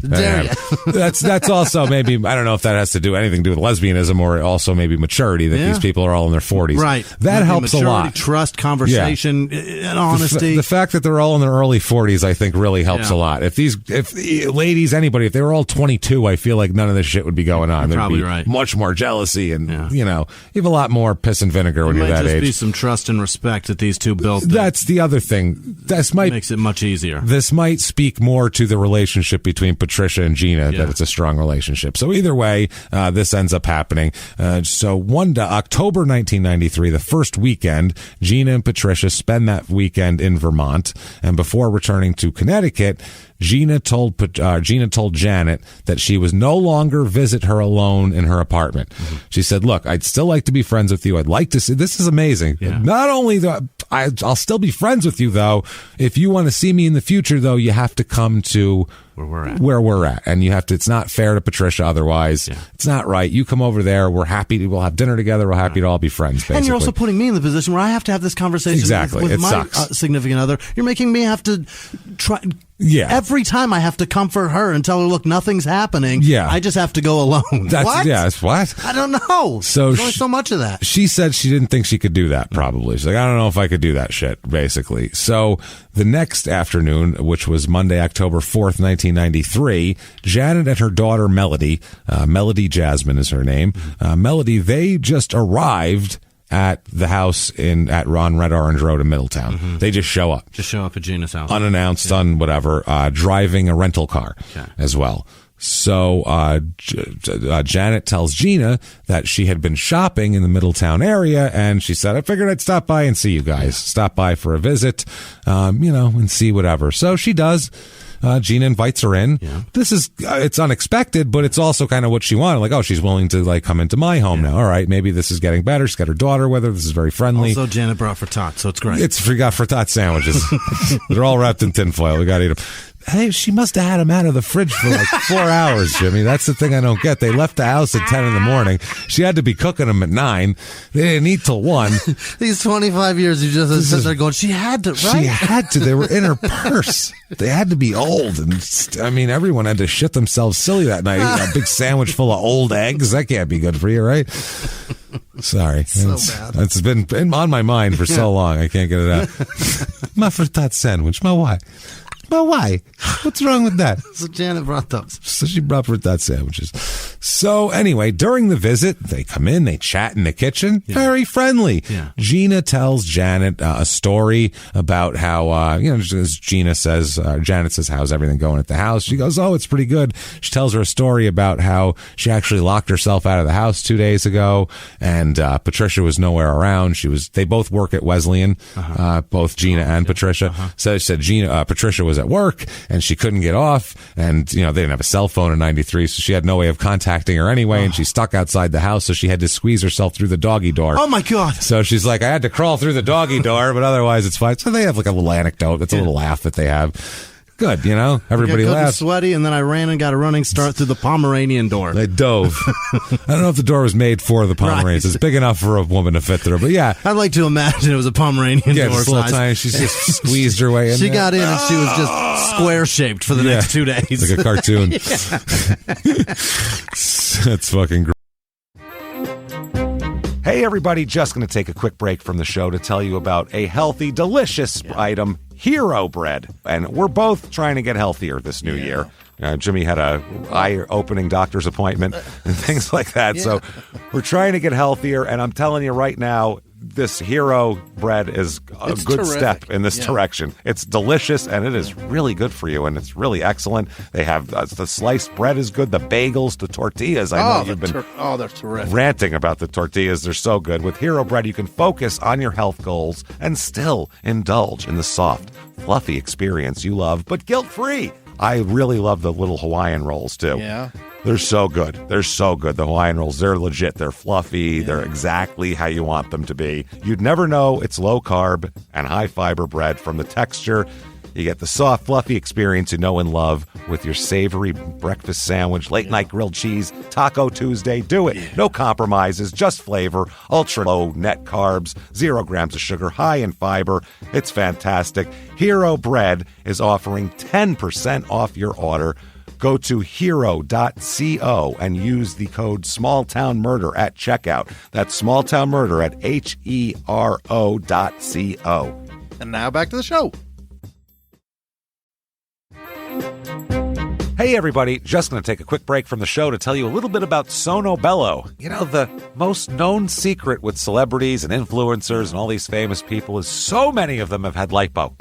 They've had lipo, whether it's a little touch-up here or a total makeover. Yeah. Nobody has a perfect body. That's the thing. No. They may look like it on TV, but there's things that help that. Absolutely. Lipo now has changed, and Sono Bello's been at the forefront with using LAL technology and getting those beautiful and natural outcomes for each person. Looking real natural. Our friends at Sono Bello are offering their best deal. You're now included in their winter savings event, but appointments are limited, so please get on this. Sono Bello doctors are masters in micro laser fat removal, a brilliant technique that removes stubborn fat permanently wherever your problem areas are. Tummy, love handles, thighs, arms, it's gone in one comfortable visit. Eating healthy and workouts are great. Keep doing that, but if you want to lose that stubborn fat in one visit, check out Sono Bello. Save big during their winter savings event. Schedule your free consultation now at sonobello.com/smalltownmurder. That's sonobello.com/smalltownmurder. Now back to the show. Great. So yeah, they had a little visit. Haha, everybody leaves. Friendly. Yeah. Everything's great. Problem is, that wasn't the only time that she visited there, unbeknownst to Gina. That's not the only time. She actually had visited with her friend Natalie on 4 separate occasions before that. Jesus. And during this time. These other trips started out as surprise visits there, like we said. And then in late August, Janet went to Middletown with a marker. She asked her friend, the Jurgen lady, she asked Jurgen there to drive her down to Middletown. So they drove down to Middletown. They got to where Gina's car, or Patricia Steller's car was, and Janet took out a marker and said, I'm going to go write shit all over her car with this marker. Mm-hmm. I'm going to go write nasty things all over her car. Jesus. And she got out of the car, ran over to Patricia's car, and then came back and said that she didn't do it. Mm-hmm. So she never actually did do that. And instead, they drove around for a little while. And in the end, Janet just decided to mail a letter to Gina instead of writing shit in permanent marker on her girlfriend's car. She decided to write her a letter, which is a very different approach. On a whim, by the way. Yeah. That's a super different approach. Yeah. That's just insanely different. Should I jump off a cliff or take a bath? Like, that's a way different things to do. I want to get to the bottom of this canyon. Should I just jump or should I, hike down? Yeah, I can't decide. Two different. I mean, I'm at the bottom. Dangerous. So then they end up having another trip here. On this trip, they arrive in Middletown, and her friend Jurgen there. Jurgen is driving her again. And they drove to Wesleyan University, and Janet located Patricia's car in the parking lot there and took Polaroid pictures of it. What the fuck? In the parking lot. That was it. Then Jurgen drove Janet around the area that was near Red Orange Road where they lived, and they were just driving through the neighborhood, and then Janet asked Jurgen questions and took notes about, like, where you turn left here, you went that, okay, whatever. She was, like, basically mapping the whole neighborhood. Janet's making herself of crazy. Where to go. Janet is having some problems here. Yeah, she's making nuts. Polaroids. She's basically doing like a private investigator thing on this woman who she knows where she is, who she knows everything about her already. Right. So it's very odd.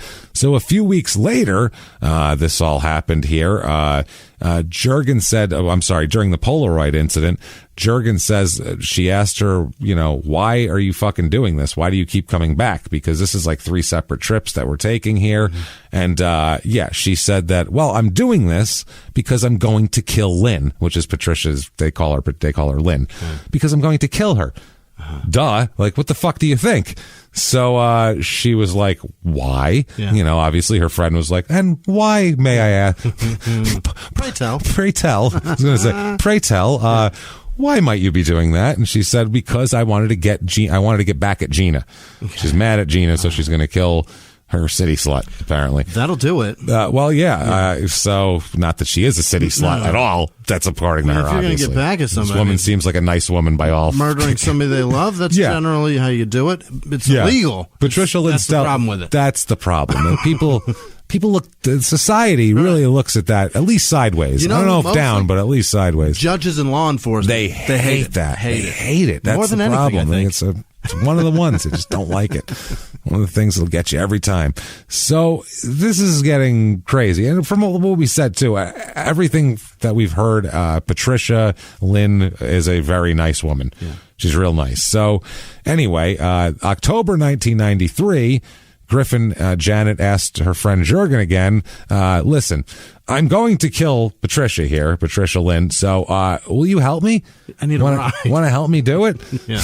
So later on, Uber doesn't exist yet. Yeah, she's like, this is fucking crazy. So Jurgen says, she said, quote, I told her she was crazy and I wasn't going to get involved in anything like that. Quote, I had kids. She was like, yeah, I can't deal with this shit. So Jurgen said that Janet responded to that because she said, I can't do this. I have kids. Janet responded, quote, yes, you're beautiful kids. What the Which is like, what about them? Huh? Yes, you're beautiful kids. She like strokes her That's chin. what I mean, and pets a cat. Yeah. Like, what the fuck is going on? This is crazy. Whoa. That just gave me a fucking mob boss wouldn't say that. Right. And now you don't mention anything that you love in the reason that you don't do something, apparently. Ever. When I said that to you, you were like, huh? Like, the look on your face was like, are you fucking kidding me? I guess anytime you ask me if I don't want to do something, my reason for not wanting to do it is I'm busy. Yeah, that's it, busy. I got shit to do. My kids. Has nothing to do with my kids. I'm just busy. Yes, you're beautiful kids. God damn it. Breathing heavy. You're beautiful kids. That is horrifying. That's horrifying. I'm telling you that I'm capable of murder and then just whispering, you're beautiful kids. Yes, you're beautiful kids. So Jurgen had the right reaction. Yeah. She said, quote, she scared me. Yeah. I thought she was going to hurt my kids. Fair enough. Yeah. She said she became scared of Janet and began taking her children to school and picking them up after school every day. Fuck the boss. They're hiding them from her. So Jurgen said that Janet told her that if she said anything, if you tell on me, that she'd, quote, that I'd be in jail right along with her. So she said, I'll tell him that you fucking helped me do this and everything. So Jurgen said that this was a different Janet than she'd ever known in her life. But she's been friends with her for years. This is the first time she was acting like this. Yeah. She said, quote, she was just cruel. You had to see this face. It scared the dickens out of me. Mm-hmm. I mean, to scare the dickens out of a woman. That's tough. It's hard. Yeah. You can scare the Poe out of them, but not the Dickens. It's harder. It's a lot harder. Yeah. Come on, that was good. Yeah, you made a Poe and Poo pun. You got it. That's right. So anyway, she ended up, she's so petrified of her, but she still drove her back there one more time. Real. So, you're beautiful kids. Oh, I'm going to hide from her, except if she needs a ride. So in early October here, Jurgen drives Janet to Middletown, and they drove around on the streets around the house. And this is when, Janet tells Jurgen the plan. She's like, all right, here's what I'm going to do. I mapped out the whole neighborhood. I know the route that Patricia Lynn takes home from work, right? So she's going to stop at this stop sign on Brush Hill Road. So what I'm going to do is, and because it's her fault that I broke up with Gina, she's telling her friend Jurgen that I'm sure this was all going on while they were still together, and Gina probably broke up with her because of Patricia Lynn, and blah blah blah blah blah. So she said, what I'll do is I will I'll stand here off Brush Hill Road, and when she stops the stop sign, it's a nice day, I'll jump up and stab her a bunch of times through the window, and then I'm going to carry ether with me. I'll cover the car in ether and set her on fire. Wow. At the stop sign in her neighborhood. She is she's vicious and cold and fucking wow. She's also out of her mind because you're not going to do that in broad daylight. In a fucking residential neighborhood in suburban fucking Connecticut. She's going to open somebody and set their whole car on fire? Spray an ether on them, poof, up in flames. Then what do you do? Yeah, motherfucker. Like, you snap your fingers and disappear? Then that's what I mean. You start roasting, you might as well roast marshmallows. Someone's going to see that. So everybody's already seen it. Fuck me. So that's her plan. Wow. That's her plan. Jurgen, and to Jurgen's credit, you would look at that person in fucking disbelief and just go, "Are you serious?" But she probably has to go, "She's not serious." I mean, you wouldn't imagine so. So much so that she brought her back a week later. Jurgen did. Brings her back to Middletown a fourth time. Mm-hmm. On that trip, she parked her car several blocks from Patricia Lynn and Gina's home, and she remained in the car while Janet walked off in the direction of Patricia's house. Janet returned to the car about 15 minutes later, and they drove again down Brush Hill Road by the stop sign. She wanted to go check that scene out again. This is the sign of the fucking fireball scene that she's planning on here. And then they drove back to Vermont. Okay. So now they said before their trip, after they returned from this trip to Connecticut, Janet again told Jurgen that I am going to kill this Stellar. I'm going to kill Patricia Lynn on Brush Hill Road. That's happening. She said, you won't fucking help me. Obviously, you're being a fucking stiff about it. Right. Being a goddamn prude. You won't set a woman on fire. You won't set a innocent woman on fire in a fucking broad daylight in the middle of a residential neighborhood.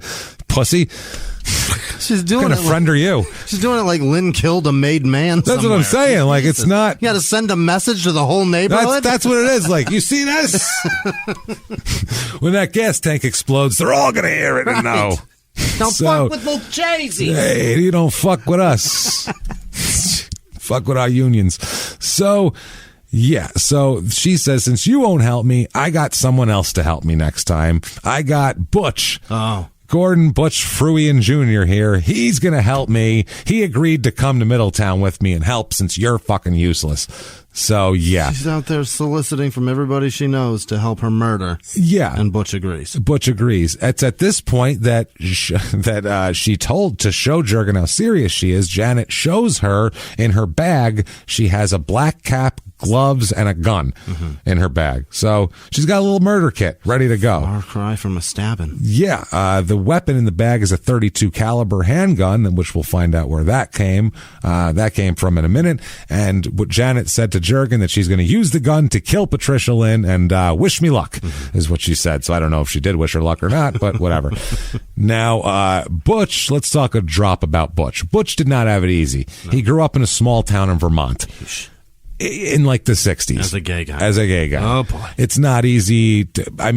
It's, I'm sure, easier now, but it's still not perfect. And growing up in a small rural town back then in the 60s, when baseball was 50s and 60s, not easy. No. Not easy at all. As I can imagine, you would have to hide that shit, and then you would feel horrible about it, and people would find out. They would ostracize you. It's fucking terrible.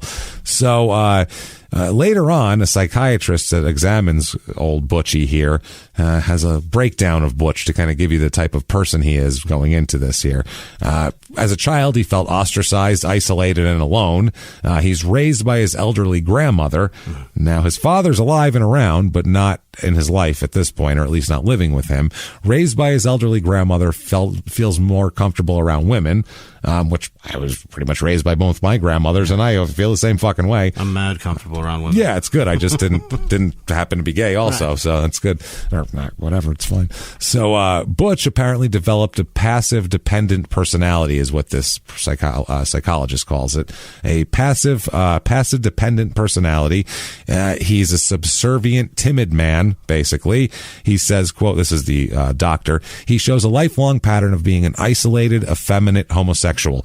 By passive dependent, I mean he's not anyone who has leadership qualities. He's easily pushed around, intimidated, and coerced. A twink. That's basically how he. Yeah. So, that's sexually though. We don't know.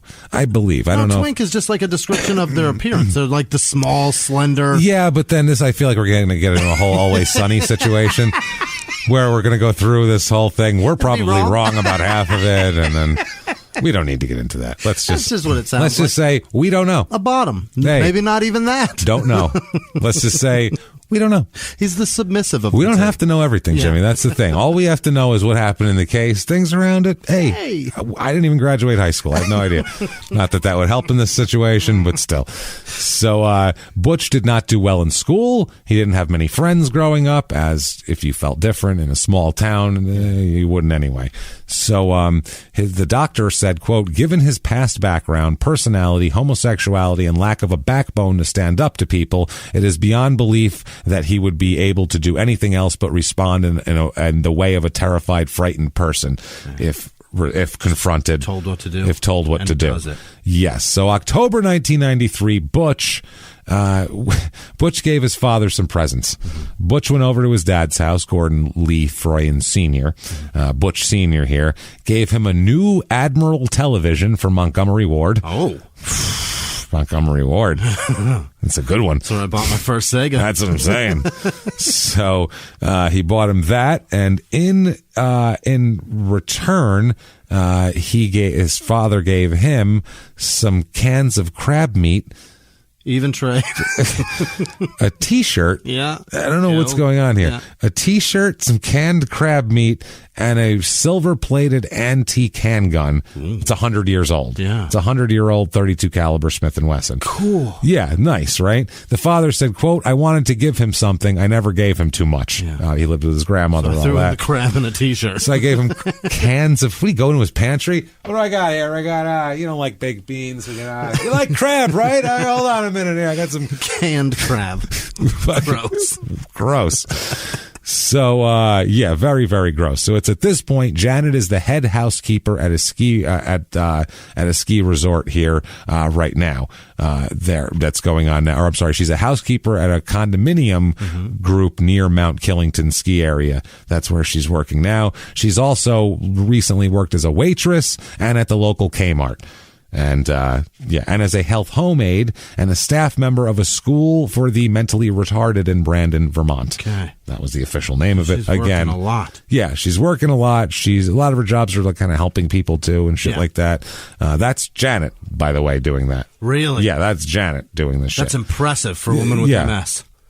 With MS and fucking psychopathic thoughts. Yeah. So, who's focused and hell-bent on killing people. Burning a woman alive with ether in the street, for Christ's sake. Good Lord. So there's another trip where Butch and Janet drive down to Middletown they intend to do the ambush on Brush Hill Road. They're ready. They got the ether. It's all fucking ready to go. However, that night, they sat there for like 2 hours. Patricia didn't come through there that night. They went by the house. Her car was there. She went a different way. So she didn't quite get her routing down. So at that point, Butch became nervous, and they went back to Vermont. He's like, it's freaking him out. So at that point, Janet asked Nicole to drive her to Middletown again so she could kill Patricia. This time the Jurgen lady said, I'm not fucking taking you at all. This isn't working. So then she made arrangements to get a rental car on November 1st, 1993. She specifically selected a rental car company in New York that did not require credit cards. So you could still do that in 93. There was still pay cash. Yeah, you could still pay cash and whatever. So anyway, now back to Patricia Lynn Steller and Gina Cochia here. They are November 1st. They're going to work. And that morning on November 1st, Patricia erases her telephone answering machine tape and resets the machine. You know, remember, now we have voicemail and your voicemail's full. Well, back then you used to have a fucking tape, and when the tape was full, actual cassette in there, that it would fill up. You'd have to rewind it, and then you'd record over it. That's how it worked. So you'd have whatever, a 30-minute tape, because answering machine messages were like, "Hey, call me back," blah blah blah. So you could fit 100 of those in there. One of those. So she resets it. That's on the kitchen counter, the answering machine that she does. So Patricia Lynn Steller and her nephew Rodney King leave the residence together and drive to work in Patricia's car. They both work at Wesleyan. So Gina is the last person to leave the house. Before leaving, she puts the little dog in its little cage and she locks the doors and checks everything, like people do when she leaves. That's it. They take off. So Gina comes home about 5:30 that night. She comes home about 5:30, and she finds something quite horrific here. She finds both Patricia Lynn Steller and her nephew Rodney King are home, but not in good shape. Patricia has been Rodney King. Did we know that earlier? Did I call him Rodney King? You did. You said Rodney King twice now. I was like, wait, where'd this guy come from? Hold on a second. Where is that? That's not his name. But now I forgot. Now I have to go back. Oh no, it's not Rodney King. It's not Rodney King at all. Oh no. No. I never forget names. I gotta find his fucking name now because it was always at the beginning. It's not. It's the nephew. Oh, damn it. You said Rodney King twice. I did say Rodney King. Okay, well, that's not terrific. Did you write it in the end of this story? Now you've put Rodney King? No. Now I think in my brain, brain has now absolutely turned it into Rodney fucking King. So now this poor man's name is Rodney King. And I don't want to be disrespectful to this guy at all. Terrible.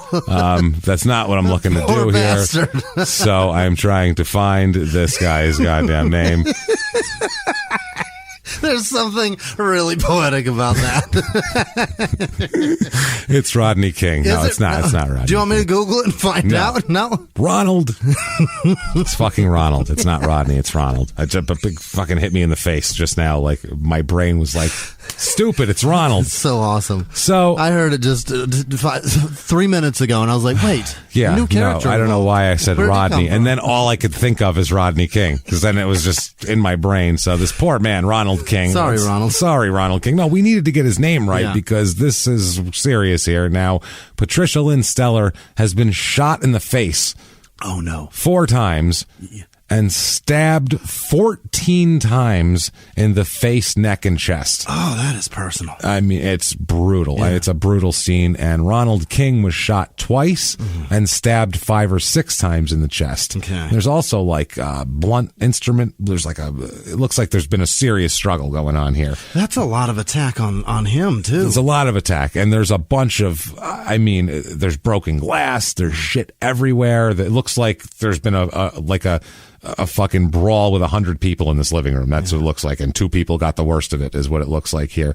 They find, Gina runs out, obviously, when she sees this, runs to a neighbor, calls the police. Yeah. Police come over. They find a bloody kitchen knife there, believed to be one of the weapons used, along with some bullets. They find a shattered lamp and a broken mason jar. They find, now, but there's more than one knife used in the attack as well here. So that's a thing. She got home about 2 hours after the attack, and obviously this is interesting. Now, one of the officers on the scene while they were doing the crime scene, walking around, he heard there was a phone call, and they didn't answer it, obviously. Let it go to voicemail. They didn't, let it go to the answering machine. When they go to the answering machine, it beeps, but then does not take a message. It just says that the recorder is full. Oh, no. That's it. So the police officer says, that's funny. Yeah. Let me just grab this. Yeah. There's stuff on, who knows what's on there. So takes the answering machine tape as it's full. Who knows who's called, and maybe maybe the killer called. Who the fuck knows? We'll listen to this later. We'll listen to this later. So he just grabs the tape as just on a lark, just see what the fuck happened. So now what the fuck happened in here? Yeah. Well, let's find out. Once they arrive home, or once they arrive there, what ends up happening is Janet, Butch, and Janet's daughter, Melody, all come down. Melody's the one who rented the car, okay? They're with Butch. They went together to rent the car. So they get to the home. They get to obviously, Patricia Lynn's home here. Janet sends her daughter to the store for cigarettes. Says, go to the store and get cigarettes, okay? Janet and Butch walk around to the back of the house, because you know what's back there, don't you? The dog door. The doggy door, right. Exactly. So Butch climbs through the dog door, because I think her body makes it hard for her, from the deck, and basically opens the back door. By the way, he'll say later on that while he was trying to get the sliding glass door and the deck open for her, she was banging on the door with the gun and shouting profanities at him. We'll find out. Wow. She's got a dark side. We're going to find out. It's pretty fucking dark, including a tattoo that's very questionable. So she's very fucking... she is screaming at him while he's trying to get it open. Cursing and screaming. Yeah. Open it, motherfucker. So finally she gets in. Apparently Patricia Lynn Steller and Ronald King returned home from work together at 3:30 p.m., entered the house through the garage. When they went into the kitchen, Janet and Butch were already there waiting for them. Apparently they entered. Janet fired the gun, which is the gun that the father gave him. Right. That's the antique 100-year-old gun, and fired it at both of them, hitting them both multiple times until she was out of bullets. So she's all out of bullets, and they're down on the ground, but they're both still alive. Oh, no. And she's out of bullets now. Yeah. So now she's like, fuck. Yeah. Now what the fuck do I do? So she asks Butch to help her. Help me fucking kill these people, basically. And we know for a fact this is what happened because right about at this point during the struggle, somebody fell down and bumped into the answering machine and accidentally hit the memo button. Oh, no way. Which fucking records all the audio from then on. That's fucked up. So from now on, it's like you're recording your voice, your outgoing message. Yeah. This is all This is recorded. the outgoing message. This is the outgoing message. Get a knife, motherfucker. The first thing recorded is Janet saying, I thought you were going to help me, to Butch. Yeah. And then you hear Patricia Lynn say, no, please. Yeah. And then you hear Janet say, Butch, hold her.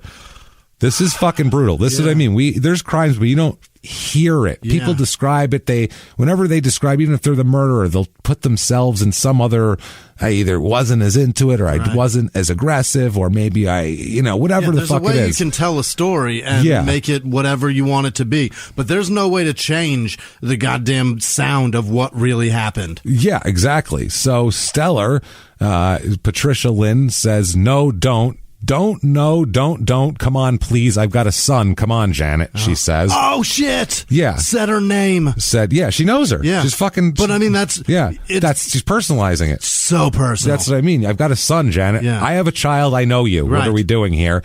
So Butch then says, do it to her, to Janet. So then Janet, Patricia yells, Janet, no. And then you hear clicking noises because apparently he had more bullets, put them in the gun, but it wouldn't work. It's jamming. Okay. So it's just clicking. And now Janet says, quote, oh, great, I can't. So she sounds like irritated, but she's like, oh, great, now this happened. Yeah. Now I can't even fucking shoot them more. Jesus. I mean, come on, man. The luck I have, obviously. So what ended up happening is Butch went into the kitchen and found the knife block and took a big butcher knife out and handed it to Janet, who proceeded to stab the fuck out of Patricia Lynn and Ronald, as we found out 14 times, 6 times. A lot of stabbing. I mean, violent fucking attack. I mean, this is personal. She also used a serrated paring knife and a carving knife as well. Good Lord. 3 different knives. She was just grabbing, hacking away as much as she could. During all of this, you hear the struggle. You hear Patricia say, Ronnie, no, Janet, no, is what she says, because she's stabbing the nephew. Right. Then she says, Ronnie, help me. And there's a struggle. And then you hear Patricia say, no, Ronnie, God, no, God, please, no, Janet. And then you hear Rodney have groan loudly. Ronald. Yeah. God damn it. You hear Ronald groan loudly, and then you hear Patricia say, oh, God, Ronnie, help me. And then Janet says, give me something, anything. Because she has stabbed the shit out of them. They're still alive. They're still not there. Jesus. So Butch says, here, and you hear sound of glass breaking. And that is a mason jar. And then you hear Janet say, Butch, here, he's not done. No, hand me something. Unbelievable. So then she says, hand me something, hand me anything, I don't care. So then Butch hands her a lamp, which she uses to beat Patricia over the head with until it breaks and Patricia's unconscious and they're bleeding out, and that's it. So then you hear Butch say, let's go, and Janet says, quote, he's done, let's go. Like, he's done, like he's dead now, let's go. They left. Also, you hear dog barking through the entire fucking thing because the dog's in the cage this whole time. At least they didn't kill a fucking dog, thank Jesus. And that thing was losing its mind, I'm sure. Oh, yeah, it was barking like it's a fucking Pomeranian. Right. If a car drives by, it's going to bark for 20 minutes anyway. If there's a brutal 2 double murder happening in front of it, you're never going to shut it the fuck up. It's still barking. It's still barking now, and it's been dead for 25 years. It's happened in 93. Right. So, They had to bury it to get away from the noise. That's all he could do. And he just... Fuck, this place is haunted. So while she was striking Ronald, I really had to struggle to say Ronald, Janet cut her hand on the shards of broken glass from either the mason jar or the lamp that she used. So she was cutting herself there.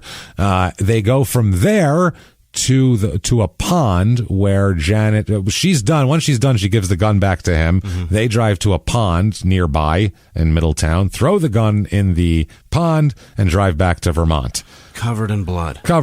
Yeah. Jesus. So ballistics later on, by the way, will match the ballistics on the bullet to the gun. Steller was shot and stabbed 14 times in the face, neck, and chest. Rodney was shot 3 times and stabbed 6 times in the chest and abdomen. And then they were beaten also. That's too much. Not quite the perfect crime here. Let's talk about it. Janet and Butch left 3 blood-stained knives used in the attack on the scene. Mm-hmm. They did take the gun with them, but I mean, why bother at that point? Blood from her wound, Janet's hand wound, was found all over everything. Yeah.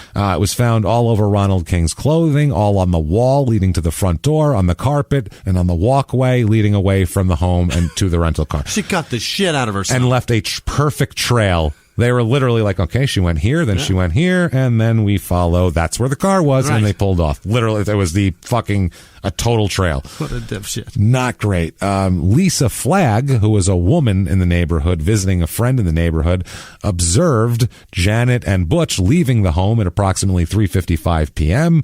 Upon leaving, she watched them drive to a nearby pond up the street there, and that's when the gun was thrown away. So... not exactly the slickest of criminals here. By the way, his father, Butch Sr., I guess, would later identify the gun, and we'll talk about how they found the gun here.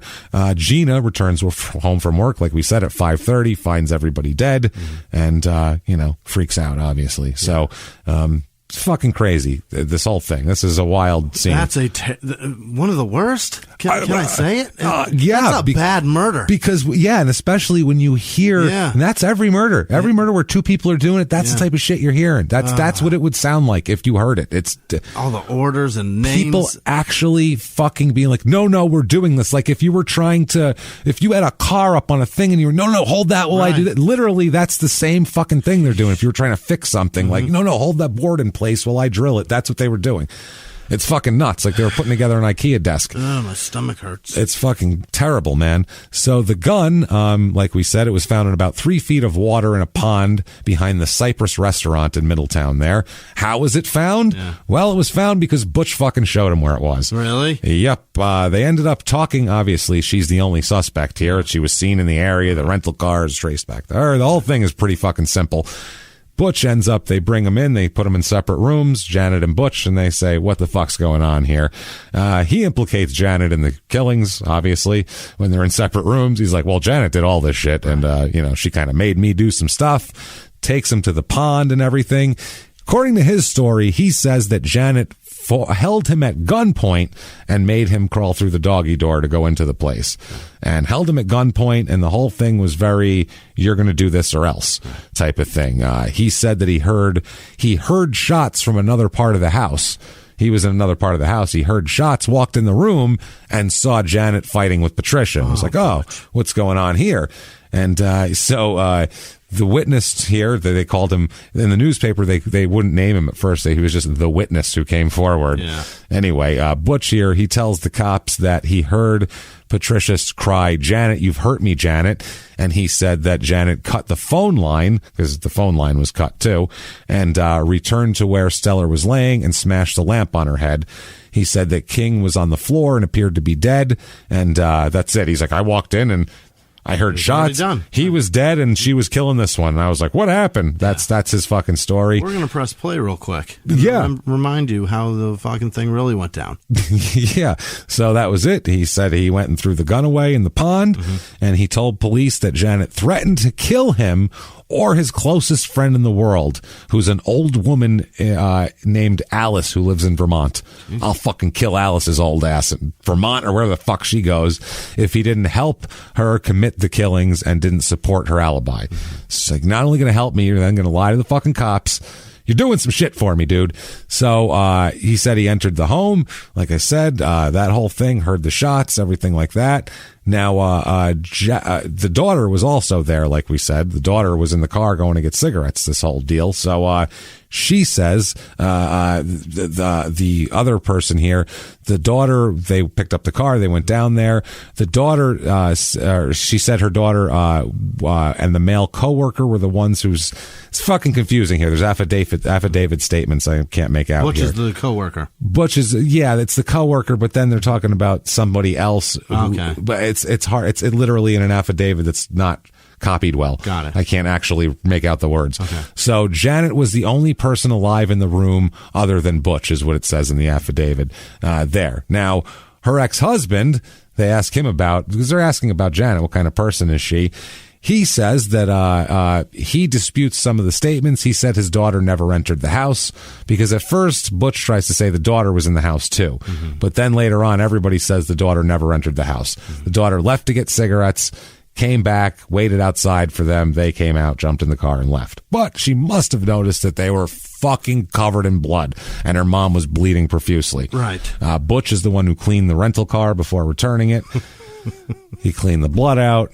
So what a job. What a guy there. Mm. So Henry Lee is the director of Connecticut State Police Forensic Labs. He says that the crimes were, by looking at the whole thing, were planned and carried out by more than one person. He says that blood drops on the stairs, walls, and outer steps in the walkway from the wounded person leaving the scene. The DNA tests indicated the blood is Janet Griffin's, and it's inconsistent with Stellar or King or Butch or the daughter. It's hers, basically. So they question Janet. I mean, she's got to be... What's she going to fucking say here? They got her dead to rights. They have her on tape. The jig is up. Yeah, jig is up. Yeah. So they tell her that she tells police that Jasmine, she tells them that Butch said that your daughter was getting cigarettes while this was going on and all this type of shit. They also tell her, look, Butch said that he thought you were planning to go to try to win Gina back, not to kill her. Is this true? Butch said that, he gave you this gun a few weeks ago and all this sort of shit. And because you said you wanted it.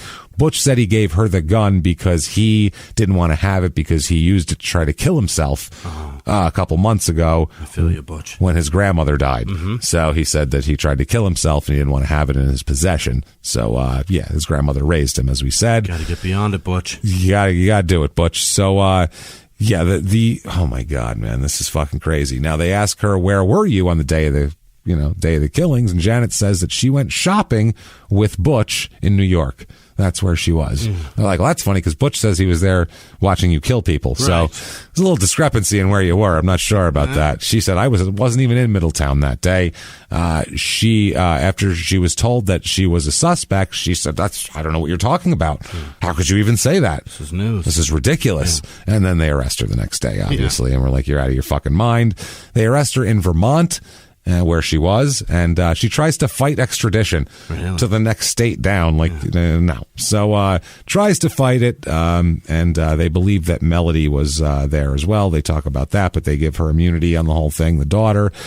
Finally, December 24th, Christmas Eve, they decide to kick her ass back to Connecticut here. She finally decides to drop her fight for the extradition thing.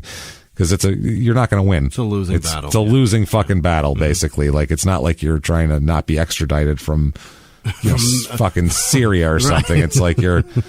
It's not another country. It's the next states. They're going to cooperate. Yeah, that's it. So and murder, they'll send you right over. Yeah. They don't arrest Butch for 5 more months. Really? They don't decide that Butch wasn't just a victim to 5 months later. I don't know why, because that tape is clearly... How long did it take him to listen to that Listen to the tape? Okay, never mind. Arrest him, too. Oh, Jesus. Did you guys hear this? Oh, fuck. He's just as bad as her. He's a bad man. At least awfully helpful here. So... evidence, obviously here, someone triggered the answering machine, which is the biggest piece of evidence, along with bloody knives, DNA evidence, fucking witnesses that saw literally every way you can solve a case is in this fucking thing. Like, I don't even know how else you could fucking do it, honestly, unless like there was a person filming it from across the street. Like you even got somebody involved cooperating with the police. Everything's there. Everything. It's an accomplice, knives, weapons, witnesses, DNA. Right. It's all here. Accomplices pointing out the murder weapon that you put underwater. It's all there. If Went and found it. Right. So how else would he know? Yeah, they everything, man. They testified about the DNA later on and all this type of shit. The state's assistant state's attorney, Timothy Liston, said, this is a pretty open and shut case. Yeah. We're expecting to win this one, basically. We're already working on all the others, matter of fact. Yeah, we got a lot of other stuff to do. So the reaction, people are a little bit shocked by this, obviously, here. Natalie Jurgen, who's the coworker who drove her a bunch of times, this is in the press, she says this, quote, "I don't know what happened." Are you fucking stupid? I do. Yeah. You knew you knew it was going to happen. Janet and Gina were the best of friends. They were lovers and best friends. They were all friends. To the press afterwards, this lady acted like, I can't believe, I'm so shocked. No, you're not. You heard remember the fireball she told you about? Yeah, she ended up testifying, obviously, later on. Yeah. She had to get fucking immunity to testify because she was fucking driving her down to facilitate a murder plot after she knew she was going to murder her. So, shocking. Yeah, you needed immunity after that because it's something you could be charged for. You're so shocked that you needed immunity. Dude, I don't know what happened. Super weird. Not that she wanted to kill anybody, but it's like, dude, you knew what was up. Don't act like you're shocked now. Shocked is not the word. Yeah, that's what I'm saying. Feels like she didn't know that shocked means didn't know. No, yeah, I don't think she's like, I'm totally shocked. She's like, that means like this is very expected, right? I'm shocked that you guys are shocked. That's what I'm shocked about. I failed English. I'm not sure. It's not going to work. I'm bad at vocabulary. I don't know.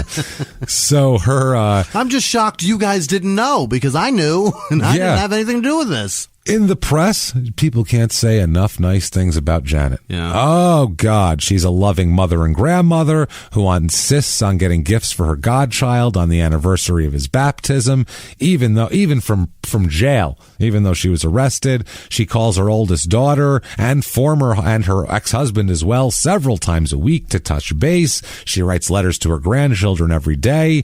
This is while she's in jail. Her daughter says, quote, with all the problems she had, or her ex-husband, I'm sorry, with all the problems she has, she's still very concerned for us. It's amazing.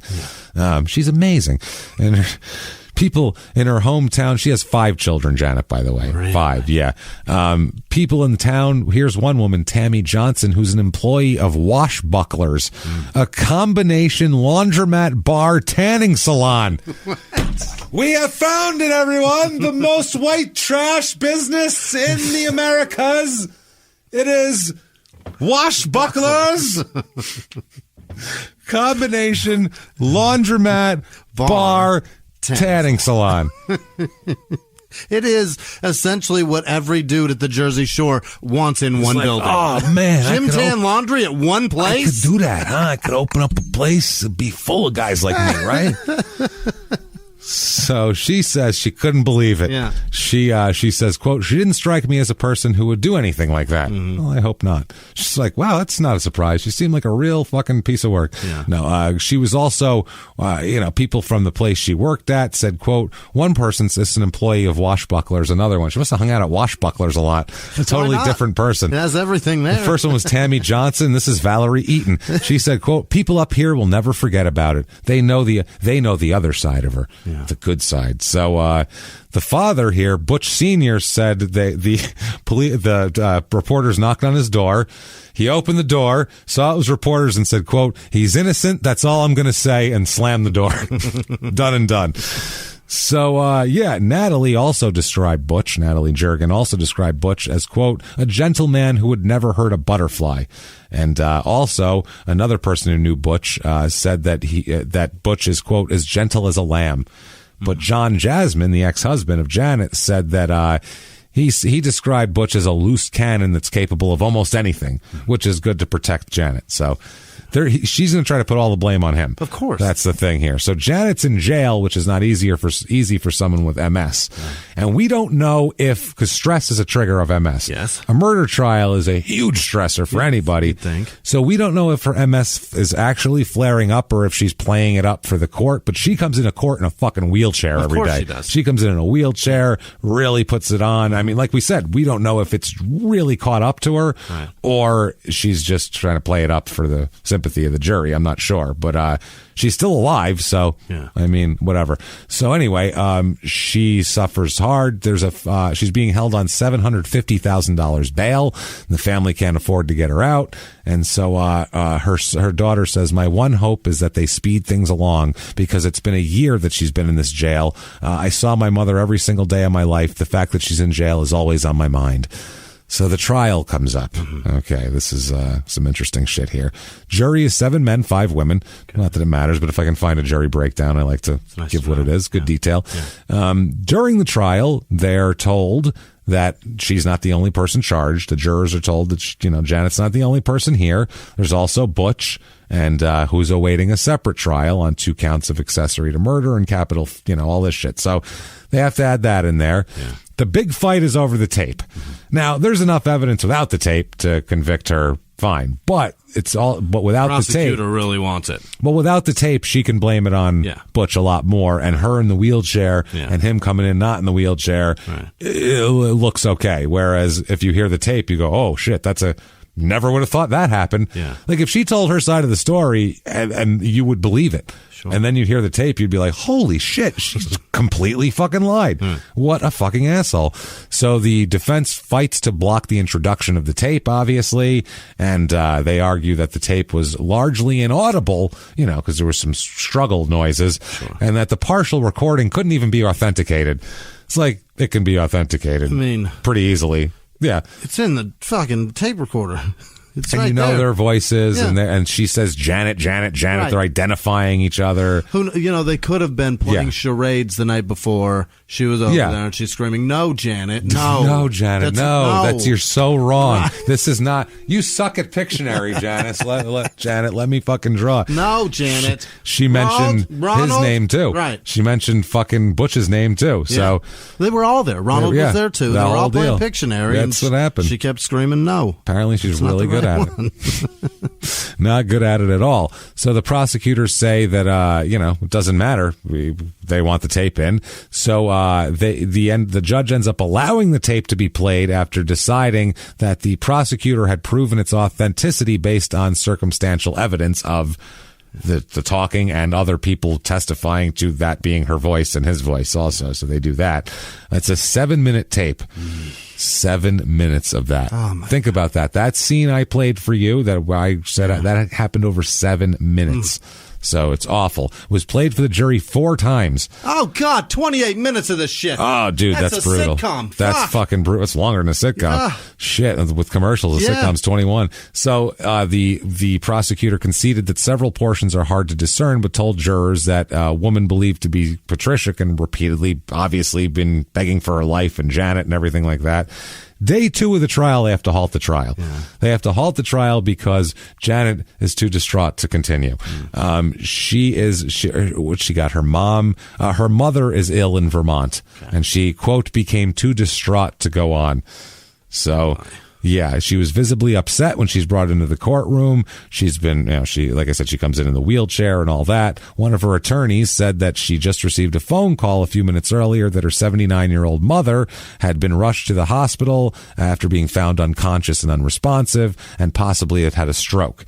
So they said she was in critical condition on a respirator in the intensive care unit. Jeez. So they said they would, halt proceedings for a moment, adjourn for the rest of the day at least, and go from there.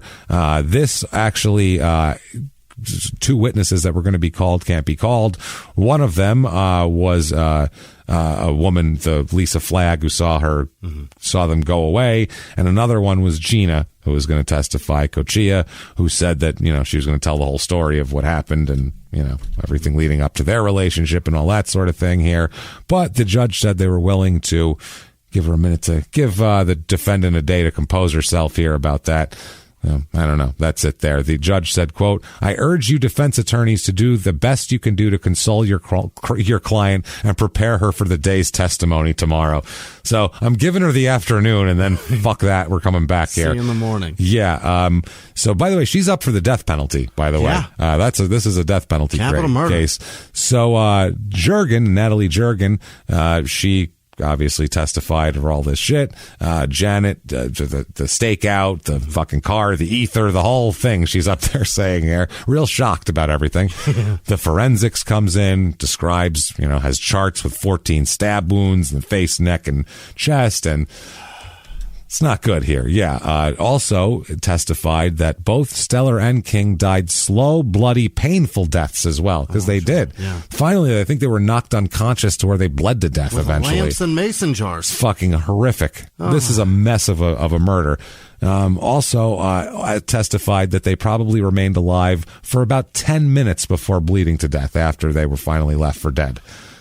So who knows if they regained consciousness and just had a hard time because they were weak from blood loss. It's fucking horrific, man. Unbelievable. So there's a defense, obviously. I mean, it's not very good. Yeah. It took the prosecution 3 weeks to lay out their case because they had to lay out everything we laid out, the whole relationship, the whole thing. It's a fucking lot. You had to build that to get to, otherwise you're like, why is this happening? It's exhausting. It's a lot, man. So they had to lay out the case for 3 weeks about this shit. The defense opened its case and was closed in less than 2 hours. Mm-hmm. Defense was 2 hours long from 3 weeks of prosecution. I only need 2 hours to explain away all of that. And it's not her. She doesn't testify, obviously. They called just one witness, and that witness is Averon J. Sprecher, who is one of two attorneys for Butch. Oh. They call Butch, they call the attorney up, and they say that they're trying to establish a trail of blood leading from the murder scene and the stains and all that shit, and they're trying to say basically that the defense is trying to say that it could have been his blood. They never checked him for wounds is what they're saying. So over the objections of the prosecutor, this lawyer told the jury that the authorities never asked for a sample of his blood to be typed because they just found but they already tested it and it was Janet's. Right. So there was no other blood. There was Stellar's blood, King's blood, and Griffin's blood. There's no other blood in the house. There's only 3 bloods. Yeah. So he had no blood. So it really doesn't fucking matter anyway. So in the defense closing, in the closing arguments, defense lawyer says that it's not clear who did what to whom.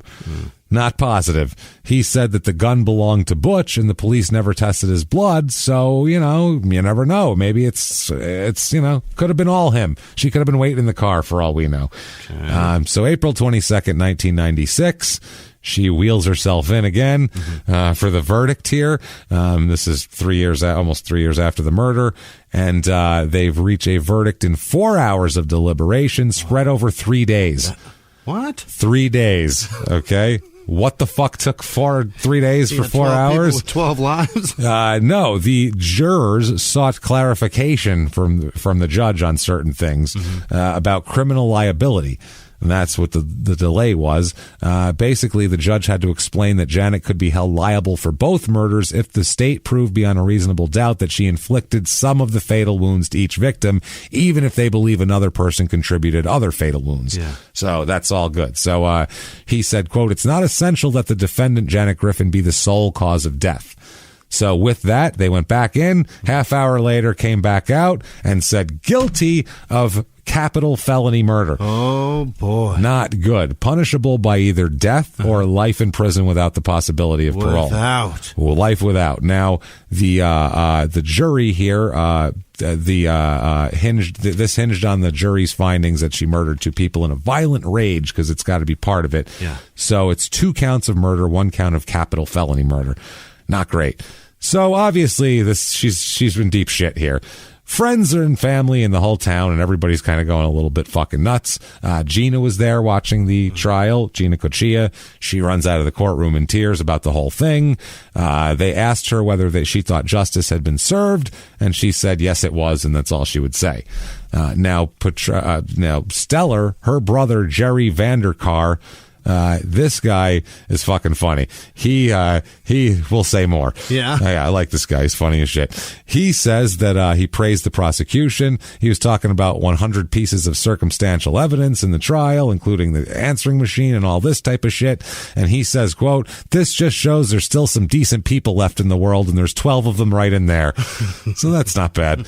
Yeah. One of the attorneys, though, her attorneys, said he accepted it and understood the juror's decision, but that him and his partner here were already preparing for the next stage of the appeal here.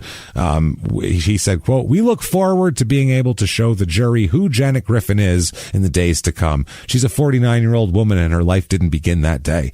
So no, they're going to get her not dead. We don't think that. No, no, we don't. We think she fucked up bad that day. And bad enough to go to jail. Yeah, I think her life ended that day. Yeah. So pre-sentencing here, they said that they're going to seek the death penalty on the grounds that the murders were committed in a particularly cruel, heinous, and depraved manner. Yeah. I mean, if that's the whatever, so premeditated as fuck. That was premeditated. It was cruel. It was everything.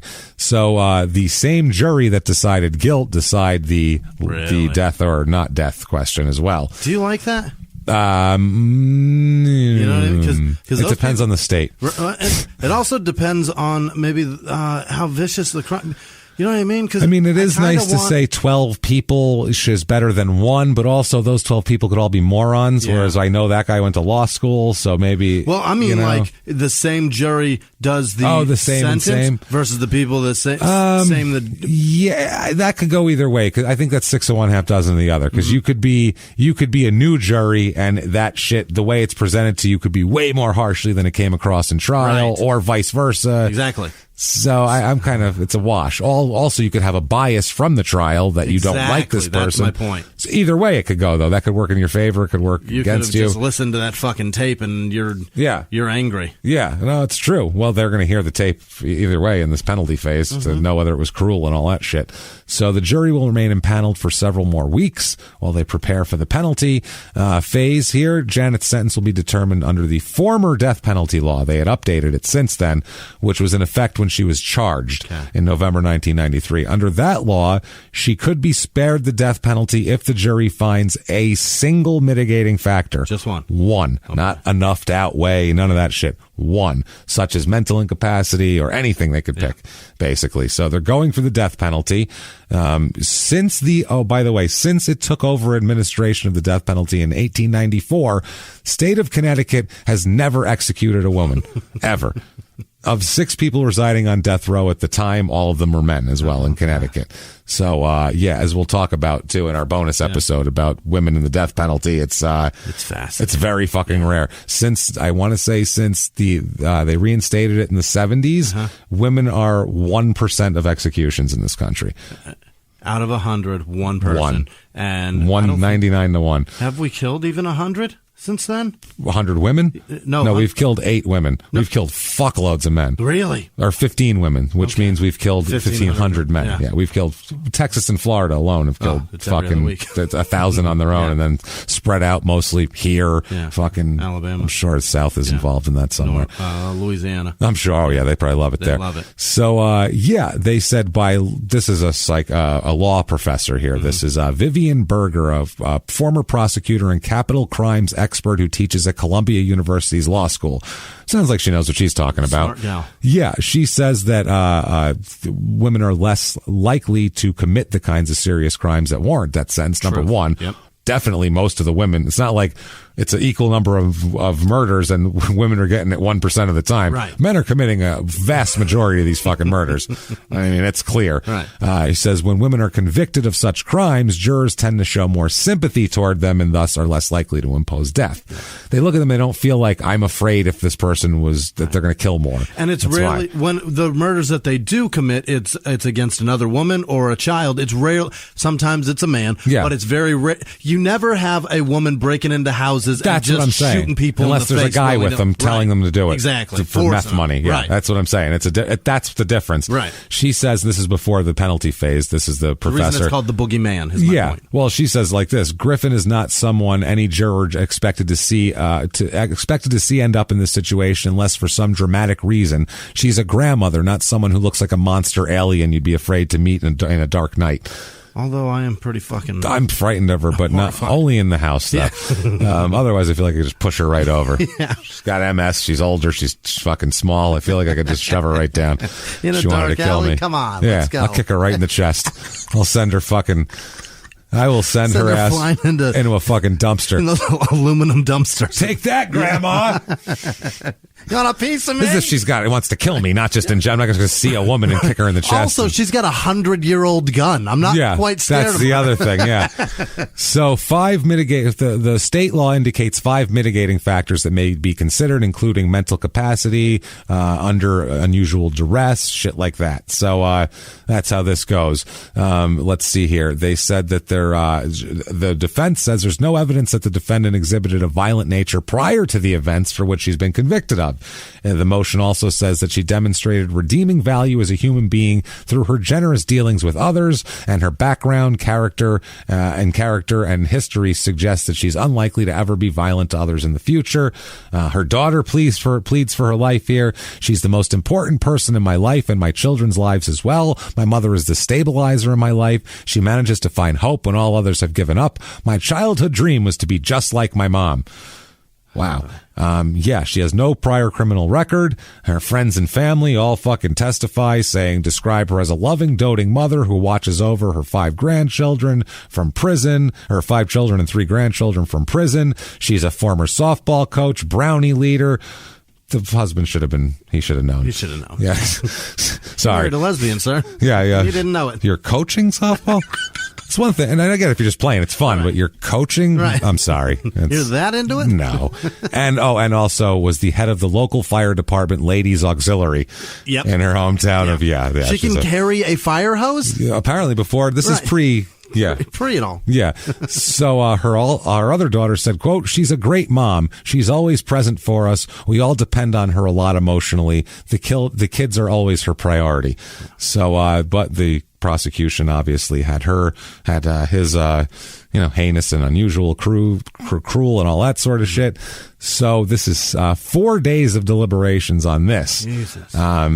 Jury comes out and says that the aggravating factors exist in each of the 2 murders. But they also find at least one mitigating factor. What is that? They find mitigating factor that they said that she was a family person, had no prior criminal record of violence.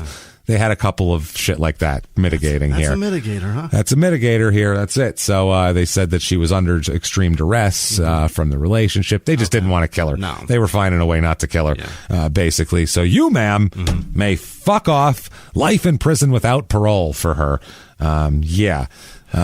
So they talked to the jurors afterwards, and this is always very interesting here. One of the jurors called Janet's jealous rage out of character. It's a guy named Mark Smola. He said in an interview that each member of the panel had no trouble coming up with a mitigating factor. He said that he was particularly impressed that Griffin had once cared for a young disabled girl for several years. He said, quote, in my mind, that was the thing that did it for me. He said others cited her many character references. Had jurors been applying to the law, he said the panel might still be deliberating. He said they were emotionally, they liked her. Otis Toole they felt took bad. care of a mental a lot of people did nice things. You know what I mean? He married the girl. A lot of people did nice things. I mean, I'm sure Hitler was nice to his dog, but that means nothing in other. He had a girlfriend. She was sweet. He was sweet to her. Exactly. Ronald King's father talked, Fred King. He said, quote, it's a hard thing to sentence someone to die. He said the jurors would have had to live with it the rest of their lives. As far as I was concerned, I didn't hear anything out of the norm that would make anybody feel sorry for her. Yeah. I didn't fucking care about her. Gina finally spoke publicly rather than just saying yes the one time. She says, quote, in my heart, I feel the death penalty itself would have done nothing in the area of bringing back Ron and Lynn, which is fair. Yeah. She says, quote, Janet is where she belongs. She can't hurt anyone else. She was a friend, and with a friend, finding out they're your worst enemy is horrifying. I would say so. Now, Patricia's brother here was relieved that the trial was over, but he thought that Janet got off easy. He said the jury did a good job with the information, but would have arrived at a far different conclusion had the new death penalty law applied, which is weighing it, which is true. It would have probably had to do that. 7 minutes, James. 7 minutes it took her to kill 2 people. That was in the middle of it, right. too. So it was going on for a few before that. She beat the living shit out of these people. And stabbed them and shot them. The death penalty is not, I don't know that that's out of the realm of possibility. That's what I mean. That's crazy. So, so the prosecutor said, I think it's a sufficient sentence. It's the second toughest sentence in Connecticut. So he said that he was satisfied. That's a hard word to use when 2 people have been murdered, but he's satisfied. So there we go. She's being held at the York Correctional Facility, which is a high security prison for women in East Lyme. And her daughter said, quote, we're very grateful to the jury. We love our mom dearly. At least she can go visit them now. So Gina also praised the jury and was angered by the defense portrayal as Griffin of Janet as a loving mother and grandmother. She says, quote, Lynn Steller was a wonderful mother too, but she didn't have a chance to become a grandmother. There you go. That's the end of it. I think she really just fucking stuck it in there.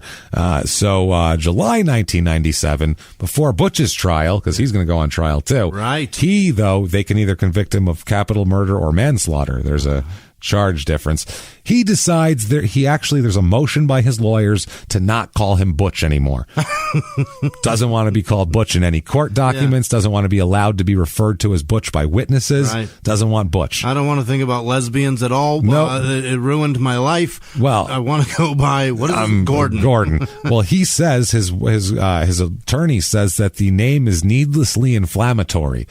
He says they filed a motion. Oh, it sounds like a tough guy. To a judge to order the removal of all references of Butch here. And I think they did because in the court documents, it never fucking says Butch. Really? Ever. It says Gordon fucking Lee Freyoon II, and that's it. Fascinating. Never. They might say known as Butch, but they never repeat it at all. So, they said that anything like that. The lawyers also want to prevent the prosecutor or any of the witnesses from referring to him as Butch. He says, quote, I think traditionally names like Butch and Tiny have been associated in people's minds with criminality. Really? Tiny? I guess Liston?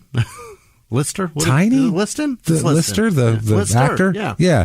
He's a bad dude. Crime? That's Tiny? the only Tiny that I can think of. I think of a jockey. Yeah, I don't think of... I guess gangsters used to have like... Tiny? That's not a gangster name. No? No. Isn't that... Everything's a gangster name. Lefty, fucking Curly, they're all gangster names, I guess. Guns. But Butch, I don't know. 2 toes. He said also the name could be construed in some courthouse conversations as Butcher, and he didn't want it to be like that since there was knives involved. And all that great sort of point. Thing. Yeah, he said that's, 2 knives were involved here, so we don't want Butcher or anything like that. The lawyer also says, I'd be just as opposed to it if his nickname were Sonny. I think to refer to people by their nicknames trivializes the judicial process. Okay. So his trial comes up. We'll just buzz very quickly through this. They play the tape, obviously. He testifies. It's his only way. Yeah. He testifies. It's 10 women, 2 men on the jury, by the way. He weeps at how Janet forced him to do this. He says, quote, when I listen to the tape, I hear things very differently. Everyone does, is what he said. They asked him, you were in the kitchen? And he said, yes. Then the prosecutor said, did you say do it? And he said, I'm not sure. Yeah. Butch said. We can go back to the tape. Yeah, he said, we can listen. They said, Liston then says, quote, do you say here? Asking to where to point the tape, blah, blah, blah, with the knife. Did you hand it to her and say here? And he said, I'm not sure. And did he say, did you say let's go? And he said, I'm not sure. Then Butch said, quote, it's hard to know whose voices those are. It could have been my voice. I'm not saying it's not my voice, but I'm not saying it is, basically. Yeah. That's funny. Butch also seemed to forget about this. He basically they brought it up. He said he'd never sought treatment for alcoholism, and has never smoked weed. Meanwhile, he's sought treatment for alcoholism and has been arrested for weed. So they're like, you're out of your fucking mind.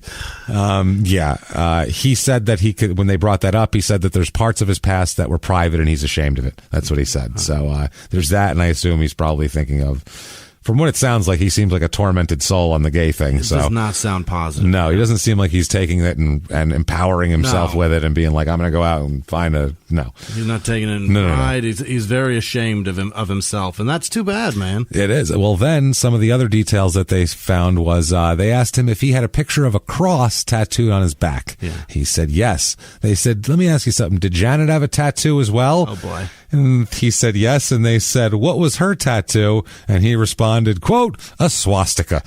What? So, this Janet Griffin is a fucking onion. She's got swastika tats, bro. Swastika tats in a wheelchair hacking. She's a fucking whack job. Loving grandma. Unless you're Jewish. Unless you're a Jewish grandma. Holy fucking shit. So he says that she was waving the gun around. This is his quote. She was waving the gun around. She kept saying, it's either her or me, and I'm dying anyway. Basically, why are you doing this, Janet Griffin? I said, please let me help you. Let's leave now, and I won't tell anybody. He was saying, I was trying to convince her not to do it. And he said that he reminded her of her grandchildren, and he said that only got her more upset. Quote, she told me not to mention her grandchildren again and to stop crying and to, quote, just do what she said and I wouldn't get hurt. She's a fucking gangster. So he said, I just stood there. I was frozen. I was afraid. She was clicking the gun at me and screaming and clicking the gun because it was empty. So then he says that after it ran out, he gave her more bullets, and we found out about that. He described being frozen, and he described watching her stab the victims, and he was just, I didn't know what to do. He said that when they got there, as we were walking to knock on the back door, I turned around and saw Janet holding a gun. Everything about Janet Griffin's face changed. She was no longer the Janet Griffin I knew. And they said, tell us how her face changed. And he said, it was cold, and I was afraid of her. Yeah. So you were going to knock on the back door, not just go through the dog door, rather than go through the front door, which would be the normal thing to do.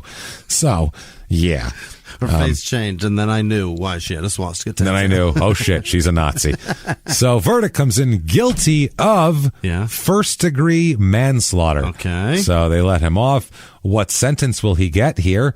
This is up to the judge now because it's not the death penalty thing. So the juror, they talked to the jury forewoman, Charlene Genesek, and she said, quote, in my heart, I'd like to see Gordon get time served as a penalty. She wants him to go home? Time served. Oh, he is not going to do well in prison, served. James. That's why. No, or he'll be...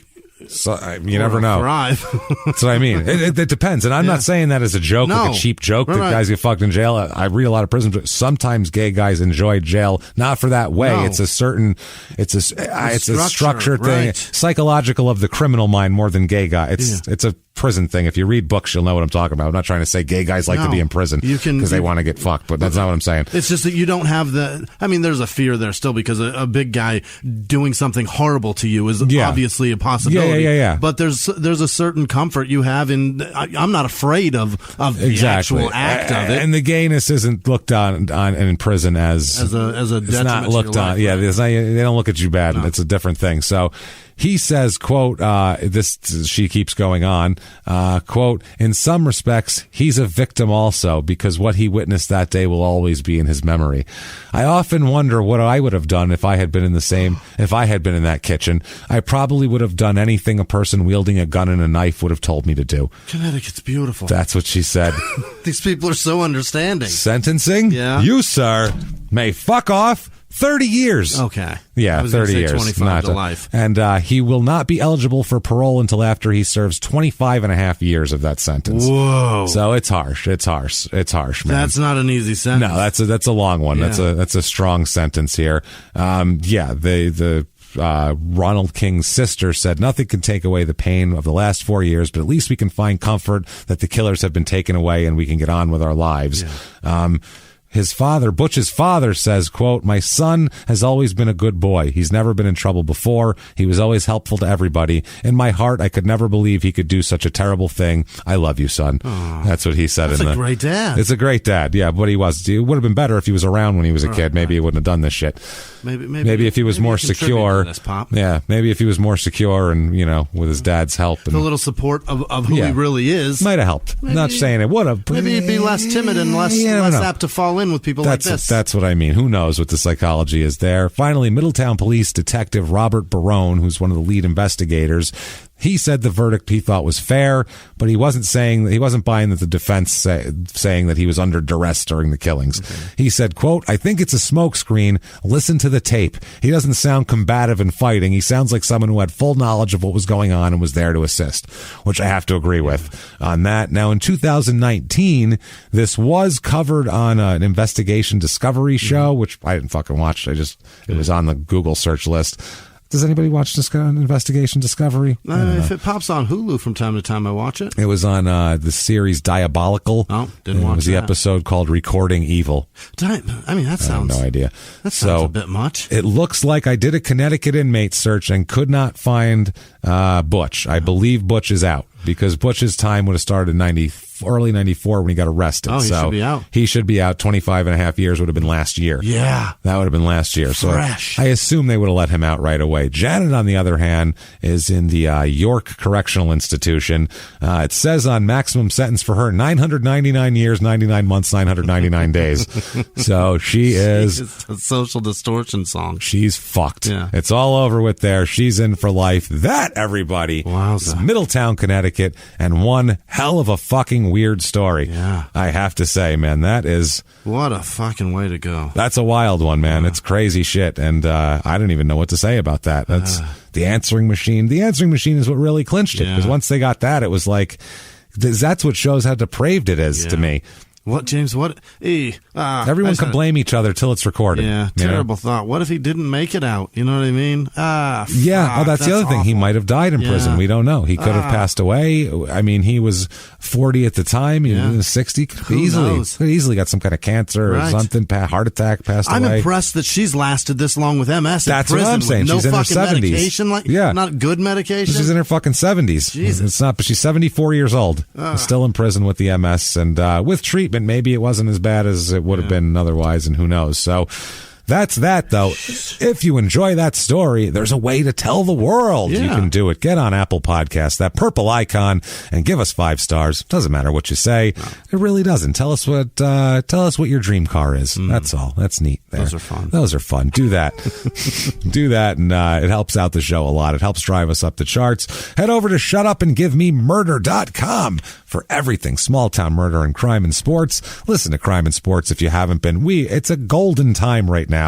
Go back, listen to a few, and you'll go back to the beginning, we promise, and you'll listen to all of them. And if you love sports too, you get a little nostalgia. You get a little of that, and you get a whole lot of crime and a whole lot of stupid, because we make fun of people, and it's not like here where we have to. Well, here, it's sensitive. With this, you're making fun of an idiot for 2 hours. It's great. Here's a moron. Let's make fun of him. Didn't have to be a criminal. Decided to be one anyway, even though he's rich and famous, and the world bent over backwards to make him not a criminal. Still, let's see what the fuck he did. So check that out. Also, listen to P.S. I Hate This Movie on Fridays, where we make fun of bad romantic comedies. And this week, I get to pick the movie. Not sure what it's going to be yet, but I'm leaning towards Splash with Tom Hanks and Daryl Hannah, because I loved the movie when I was a kid, but let's face it, she's a fucking mermaid. The whole premise is a little stupid. So Eugene Levy, also very funny in that fucking movie. So... he's the one who's following them around all the time, trying to get pictures of her as a mermaid and shit. He's a journalist. So, check all that out. See us, do that. Hang out with us, do everything. If you want to be a producer of the show, actually, wait, if you want to follow us on social media. Right. Let's start out. Tell you what, we're going to grab a boob before we try to, shove it in. You know what I'm saying? Let's be nice here. Before we try to fucking ram it in dry, let's grab a boob at least. At least brush it and see if she likes let's see what's going on here. Let's do something here. Follow us on social media. Very easy to do that. We're at Murder Small on Twitter, Small Town Pod on Facebook, and Small Town Murder on Instagram. Check us out there. And if you want to be a producer, first of all, you'll be a hero of ours. You'll get your name mispronounced by Jimmy. You betcha. But you won't even recognize it, so that'll be fucking hilarious. You can hear that. And in addition to that, you are going to get so much stuff. You get bonus materials, all sorts of bonus materials. You get access to the Crime and Sports and Small Town Murder bonus materials. And the Crime and Sports ones are rarely about sports, so you might want those. We have the old personal ads that we read. This week it's about the Minnesota Vikings love boat scandal, which regardless of it being a football team, it's 30 guys took 100 strippers to 2 party boats and did gross things and got in trouble, and it's really fucking crazy story. So, and that's everybody invited. You know what I mean? Yeah. That's all invited. Everyone came in a limo. Let's put it that way. That's on purpose. Oh, athletes are gross. And for Small Town Murder this week, we are going to do the death penalty and women and how it's applied and kind of women who have gotten it. And also, I'm very curious to see women last meals if they differ from men's last meals at all. I'm very curious to see that. That's this week on Patreon. Patreon.com/crime and sports. And if you just want to be a nice person and still get your name mispronounced by Jimmy and have great karma, you can do that as well on PayPal using our email address, crimeandsports@gmail.com, which is also a wonderful way to get a hold of the show as well. If you have suggestions or anything like that, case suggestions and things of that nature. But I need it more, Jimmy. Tell you what, I need to hear positive. We've heard terrible things. Jesus. We've heard a recording of a horrible murder. Give me a recording of a list of wonderful people. I need it right now. Hit me. This week's executive producers are Jordan Bennett, Sarah McMillan, Marion Kahn, Melinda Myers, Melissa Workmeister, Gina Kudajaroff, Keith Blank, Clay Thorson, TJ Smith, Will Reggae. Hey. It's a W, not even an R. Jeff Watson, Joe Augustine, Elizabeth Gallego, Amanda Lamb, Tara Davis, Jessica Martin, Denali Hyatt, Michelle Findling, Nicole Benson, Jennifer Rivas, Travis Rodeo Belia, Hey. Monique Trejo, and Grace Robichaud. Thank you all so much guys. for what you guys do. We can't do it without you. Other producers this week are Purple Pandas Creations, and Jesse in Nashville had a daughter. Congrats, Jesse. And his wife is going to have a C-section this week. Oh, shit. Well, congratulations. Terrifying, and congratulations. Good work. Santiago Quinones, Brendan Abels, Nathan Dixon, Liz Vasquez, Connor Cadis, I think, Naya, Bunny, I don't know, Peyton Meadows, Ryan Coffey, Don Davis, James Martyr, Daniel Carey, Mahmoud Abdul Jabber. It's not Jabber, right? It's Jabber. Jabbar. It's an E. Jabber. Alexandria Shonk. Hey. DJ with no last name. Dakota Harrington, Garrig Rock, Jenny Bukowski, Sarah McFall, KJ Quintanilla, I think, Nia. Connor Sudstrom, John DeLong, Diane, what is that? Taylor, it's what it is. Autumn with no last name, Laura Reinhart, Sonny Johansson, Kathleen Logan, Daniel Bocher, Deborah Finney, and her weirdo's birthday is this week. She didn't give his name, but apparently he's fantastic. Hey, fantastic man. Happy birthday. Or it's a friend. What's a galleta? A galleta? Is that a girlfriend? Or is that a mom? A grandmother? Really? A Puerto Rican woman? I have no idea. It could be a relative. I don't know. It's her weirdo. That's all I know. Okay. Happy birthday to the most beautiful Melanie Martin. So if there are other Melanie Martins, you're ugly. Well, yeah, there's only one that's beautiful. It's that one. Everyone else, line up. Cynthia Cruz, Aaron Meadows, Brandon Mag, Dustin Brennan, Kelly Michael, Janice Hill, Jesse Pitts, that's the one having a baby, Mark Egan, Ben Weaver, Aaron with no last name, Chad Haas, Iron Tree Craftworks, Katarzyna Ziolka. Wow. No. Jacqueline with no last name, Heather Bro, Marina Radford, Amber Dean, Margaret Lubert, Amanda Dixon, Mindy Samples, Kent, 1988, not the other ones. James Jordan, Jeremy Phillips, Elise Fastnacht, David Sukol, Haley Roberson, Christian and Bailey, Rachel Urbelis, AJ with no last name, Julia Schuster, Povilas Bakavis, nope, Andrew Richardson, Ty Lynch, Jeremy Marco, Lindsay Shaheen, Nathan Little, Amanda Knight or Mandy Knight, Jessica Cordova, Ari McCormick, Kelly Redmond, Tabitha Taylor, Thomas Smith, Ashley V.O., Jean Edwards, Mitzi Ludke. No. Tanya with no last name, John Abel, Carly Mann, Beth Gold, Jonathan Wilder, Danny Sawyer. I'm getting terrible at this. Brandon with no last name, Molly McCoyne. I don't know what I wrote. I apologize. Robert Ward, Deb Finney. Oh, I said that. Blake Farnsworth, Stacy McGillen, Matt Steffel, and happy anniversary to his wonderful wife. He didn't give her name, so she's not that wonderful apparently. Get on the fucking ball, Matt. Wonderful lady. Yeah. Happy anniversary. You and the nameless birthday man. They do it so often. Should really have a commiseration session. And my husband will love it if you tell him happy birthday. Yes. That's all the information I get. We don't know. We don't know. I don't know you. We'd love to. I'd love to. Charlotte with no last name. Katie Ball, Melanie Dish, I think. Elliot Bressler, Paul Abbey, Kenneth Hensley, Misty D. Ellis, very specific. Tracy Meek Schutz, Jonna Runesval. No, Ari with no last E-R-E, Era. Whoa, I don't know. Jimmy just had a stroke. That's how the Kennedys say Era. Era. I've made an error. Right. Elise W. Lauren is proud of your boldness and your spirit. So you've got a great friend, apparently. So hey. Congratulations. You're awesome. Sarah Hamill, Jose Vasquez, Patricia Erb, Zane Sawyer, Emily Erickson, Diane Taylor, Mercy Shuk, Melissa Burnett, Shayla Westjohn.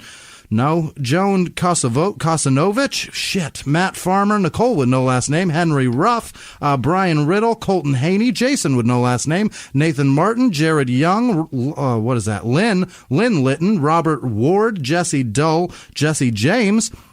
And then Chris James also. Heidi Warren, Karen Dekar, Shamika has big tits, says her husband. All right. I don't know. Congratulations to Shamika for her large breasts. Feels awkward, but your husband digs them, so good for you. Terrific. Rebecca Warren, Dylan Warner, Catherine Thompson, Cody Ketterling, Jared Schoonover, Amy Marie, Mike Rooney, Patrick O'Donnell, Montana with no last name, Amber with no last name, Backlog Frog, Stephanie Fry, Anna the singer, Bethany Talema, Kelly Luton, Tommy Pounds. He's a pornographer, obviously. Tommy Pounds, he your gets ass. It. He does it. He does the thing. Brian Sylvia, Adrian Adreno, Brandon Marianne McCullough, Sharon Chorus, Alice, what is this, St. Quentin? Nabad Bill Kataria, probably not. Sharon Schmidt, Mikey Williams, Ann Kincaid, Katie Ann Gall, Selena Carr, Sean with no last name, Jacqueline Melchiori, I think, Lolita Burks, Kelly Gray, Nicole Almagadis, nope, John Sheehan, Corey Gaines, Connor with no last name, Ariel Evans, Laura Husler, Blake Pugh, Mindy Myers, Madison Gwynn, Samay Bayou, I think, Anushka. Yeah. That's a first name. Josh Guido, Brian Dixon, Tracy Hunt, Ben Wheatbrook, Amber Lane, Alexandria Cataldo, Andrew Williams, Hannah Scott, Ariel with no last name, Susan Miller, Ashley Dlugakowski. It's another stroke, everyone. Dlugakowski. 2 in 1. Wow. I don't know what it is. Stephen L. medical care here. Stephen L. Oscar Park, or is that Oscar? Yep. Christer, Laurel Downs, Samantha Malone, That's what his buddies called him. Hey, what's up? It's the Christer. It's the Christmeister. What's up, sus? What's happening? Greg Lynn, Robert Allen, Blue Taylor, Sean Mosley, Corey Thompson, Ashley Arnold, Kara Samuels, Will with no last name, James Gomez, Amy Carberry, Brianna Hoffer, Anne-Marie Pinto, Bryce Law, I think, Cray with no last name, Matthew Atkinson, Emily with no last name, Andrew Mayhew, Jesus, Logan West, Tamsin Hunter, Max Leduc, Alan Svak, Brittany McKinney, Sean Dane, Joe Ross, Ben Mutz, Colleen Trioli, Kristen Starnes, Clay O'Daniel, and Andrea Michelle Jones, Mike Clark, Renee Gilligan, Spencer Kappelman, Ian Boydson, Maxine Siss, Melanie Lewis, Hunter with no last name, Connor Jack, Nicole Bergeron, Ross Hetherington, Katie Sinclair, Sam Zimmerman, Shannon Emmons, Megan and Robert Young. It's also his birthday. Happy birthday, Robert. Hey. David Haynes, Victoria Hall, Elizabeth and Rocky Marks, Ian Mack, Alana Clark, Ezekiel Newey. I don't know. I'm sorry. Taylor Moore, Tabitha McClary Byer, James with no last name, Brandy Wenham, Media Maven, Chris Rayburn, Emma with no last name, Scott Hollingsworth, Biz with no last name, Rachel Sachs. I don't know. That's a handwriting I'm doing issue. my best. Sarah Watkins, Bill Perry, Brendan Williams, Francisco Medrano, Lauren Flores, Jake Lanham, Audrey Lefebvre, Matt and Nicole Byer, Adam Bloomy, I think, Jackson with no last name, Timo Timinimim, what? Michael Critch, Amy Nelson, Andrew with no last name, Yasmin O, Samuel Charles Lowry, Daniel Polis, Lisa Palmer, Sammy Wagner, what is this? Donica Jordan, Rachel Mitchell, McCall with no last name, or that is the last name, Andrea Samples, Preston Parman, Amanda, no, that's almond butter, Andrea Samples, Amber Strange, Cheyenne Arena Markham, Christy Collins, Justin Van Cleve, Steve Smith, Tiffany Stevens, Danny McGuire, Parker Green, Vanessa Slagle, Christopher Pease, Karen Hayachi, Trevor Hailstones, Rare Breed Exotics, I imagine lions and tigers and shit. And bears. Caleb Davies, Nicole Ray, Juan with no last name, Jayla Calhoun, I imagine that's Paul's daughter. Yeah. Don McClure, Dana Moser, Oz Bone, Jamie Smith, Dan, what is that, Worth, Angelia. And happy birthday, Sarah Barber, Tanner with no last name, Cassie Steinel, Caleb Stewart, Jesse Dodson, God damn it, Stacy T, Jen Router, and Ryan Petzer. You guys are amazing. Thank you so much. I can't believe it. Thank you, everybody. Thank you. Honestly. Shit from the bottom of our fucking hearts. Yeah. You have made our lives worth living, and you've made it so all of my slacking in high school matters none. Thank you so much for that, and be able to still eat food and pay rent and stuff because of you guys. So thank you.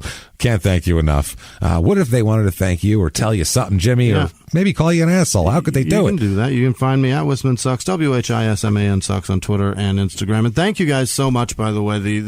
This school year is fucking madness with children, and being able to lean on the teachers in this audience is fucking amazing. So thank you guys so much for being involved in whatever we do. Thank you. And social media and everything. So thank you. Where can they find you? Oh, you can find me over at Jimmy P is Funny, or just copy and paste my name, because you're not going to spell it right if you try to look for it that way. And you could just Google and you'll find us all on there and shit. So do that. Keep coming back. Listen to Crime and Sports. Listen to everything.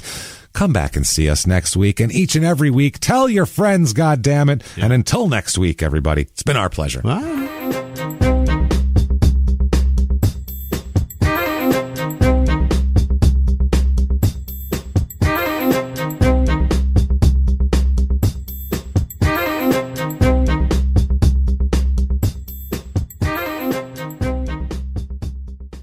If you like Small Town Murder, you can listen early and ad-free now by joining Wondery Plus in the Wondery app or on Apple Podcasts. Prime members can listen early and ad-free on Amazon Music. Before you go, tell us about yourself by filling out a short survey at Wondery.com/survey. In the 1980s, a rosé swept the country. Hey, Mike, I really like this White Zinfandel. Well, good. Now put it down. I'm going to try another one. White Zin became America's top-selling wine. But most don't know that this sweet drink has a sour history. What began in 1986 with counterfeit bottles, a big fraud, a multi-million-dollar fraud, sent investigators chasing one of the most powerful families in the business, the Licciardis. But the closer the feds got to them, the more dangerous things became. It's a story of deceit. At the time, I was paranoid. Threats. You touch my kids, I will kill you. And murder. With a .22 caliber bullet to the head. What started with a scheme to mislabel wine spilled into a blood-soaked battle for succession. Welcome to Bloodvines. You can binge listen to Bloodvines exclusively and ad-free on Wondery Plus. Join Wondery Plus in the Wondery app, Apple Podcasts, or Spotify.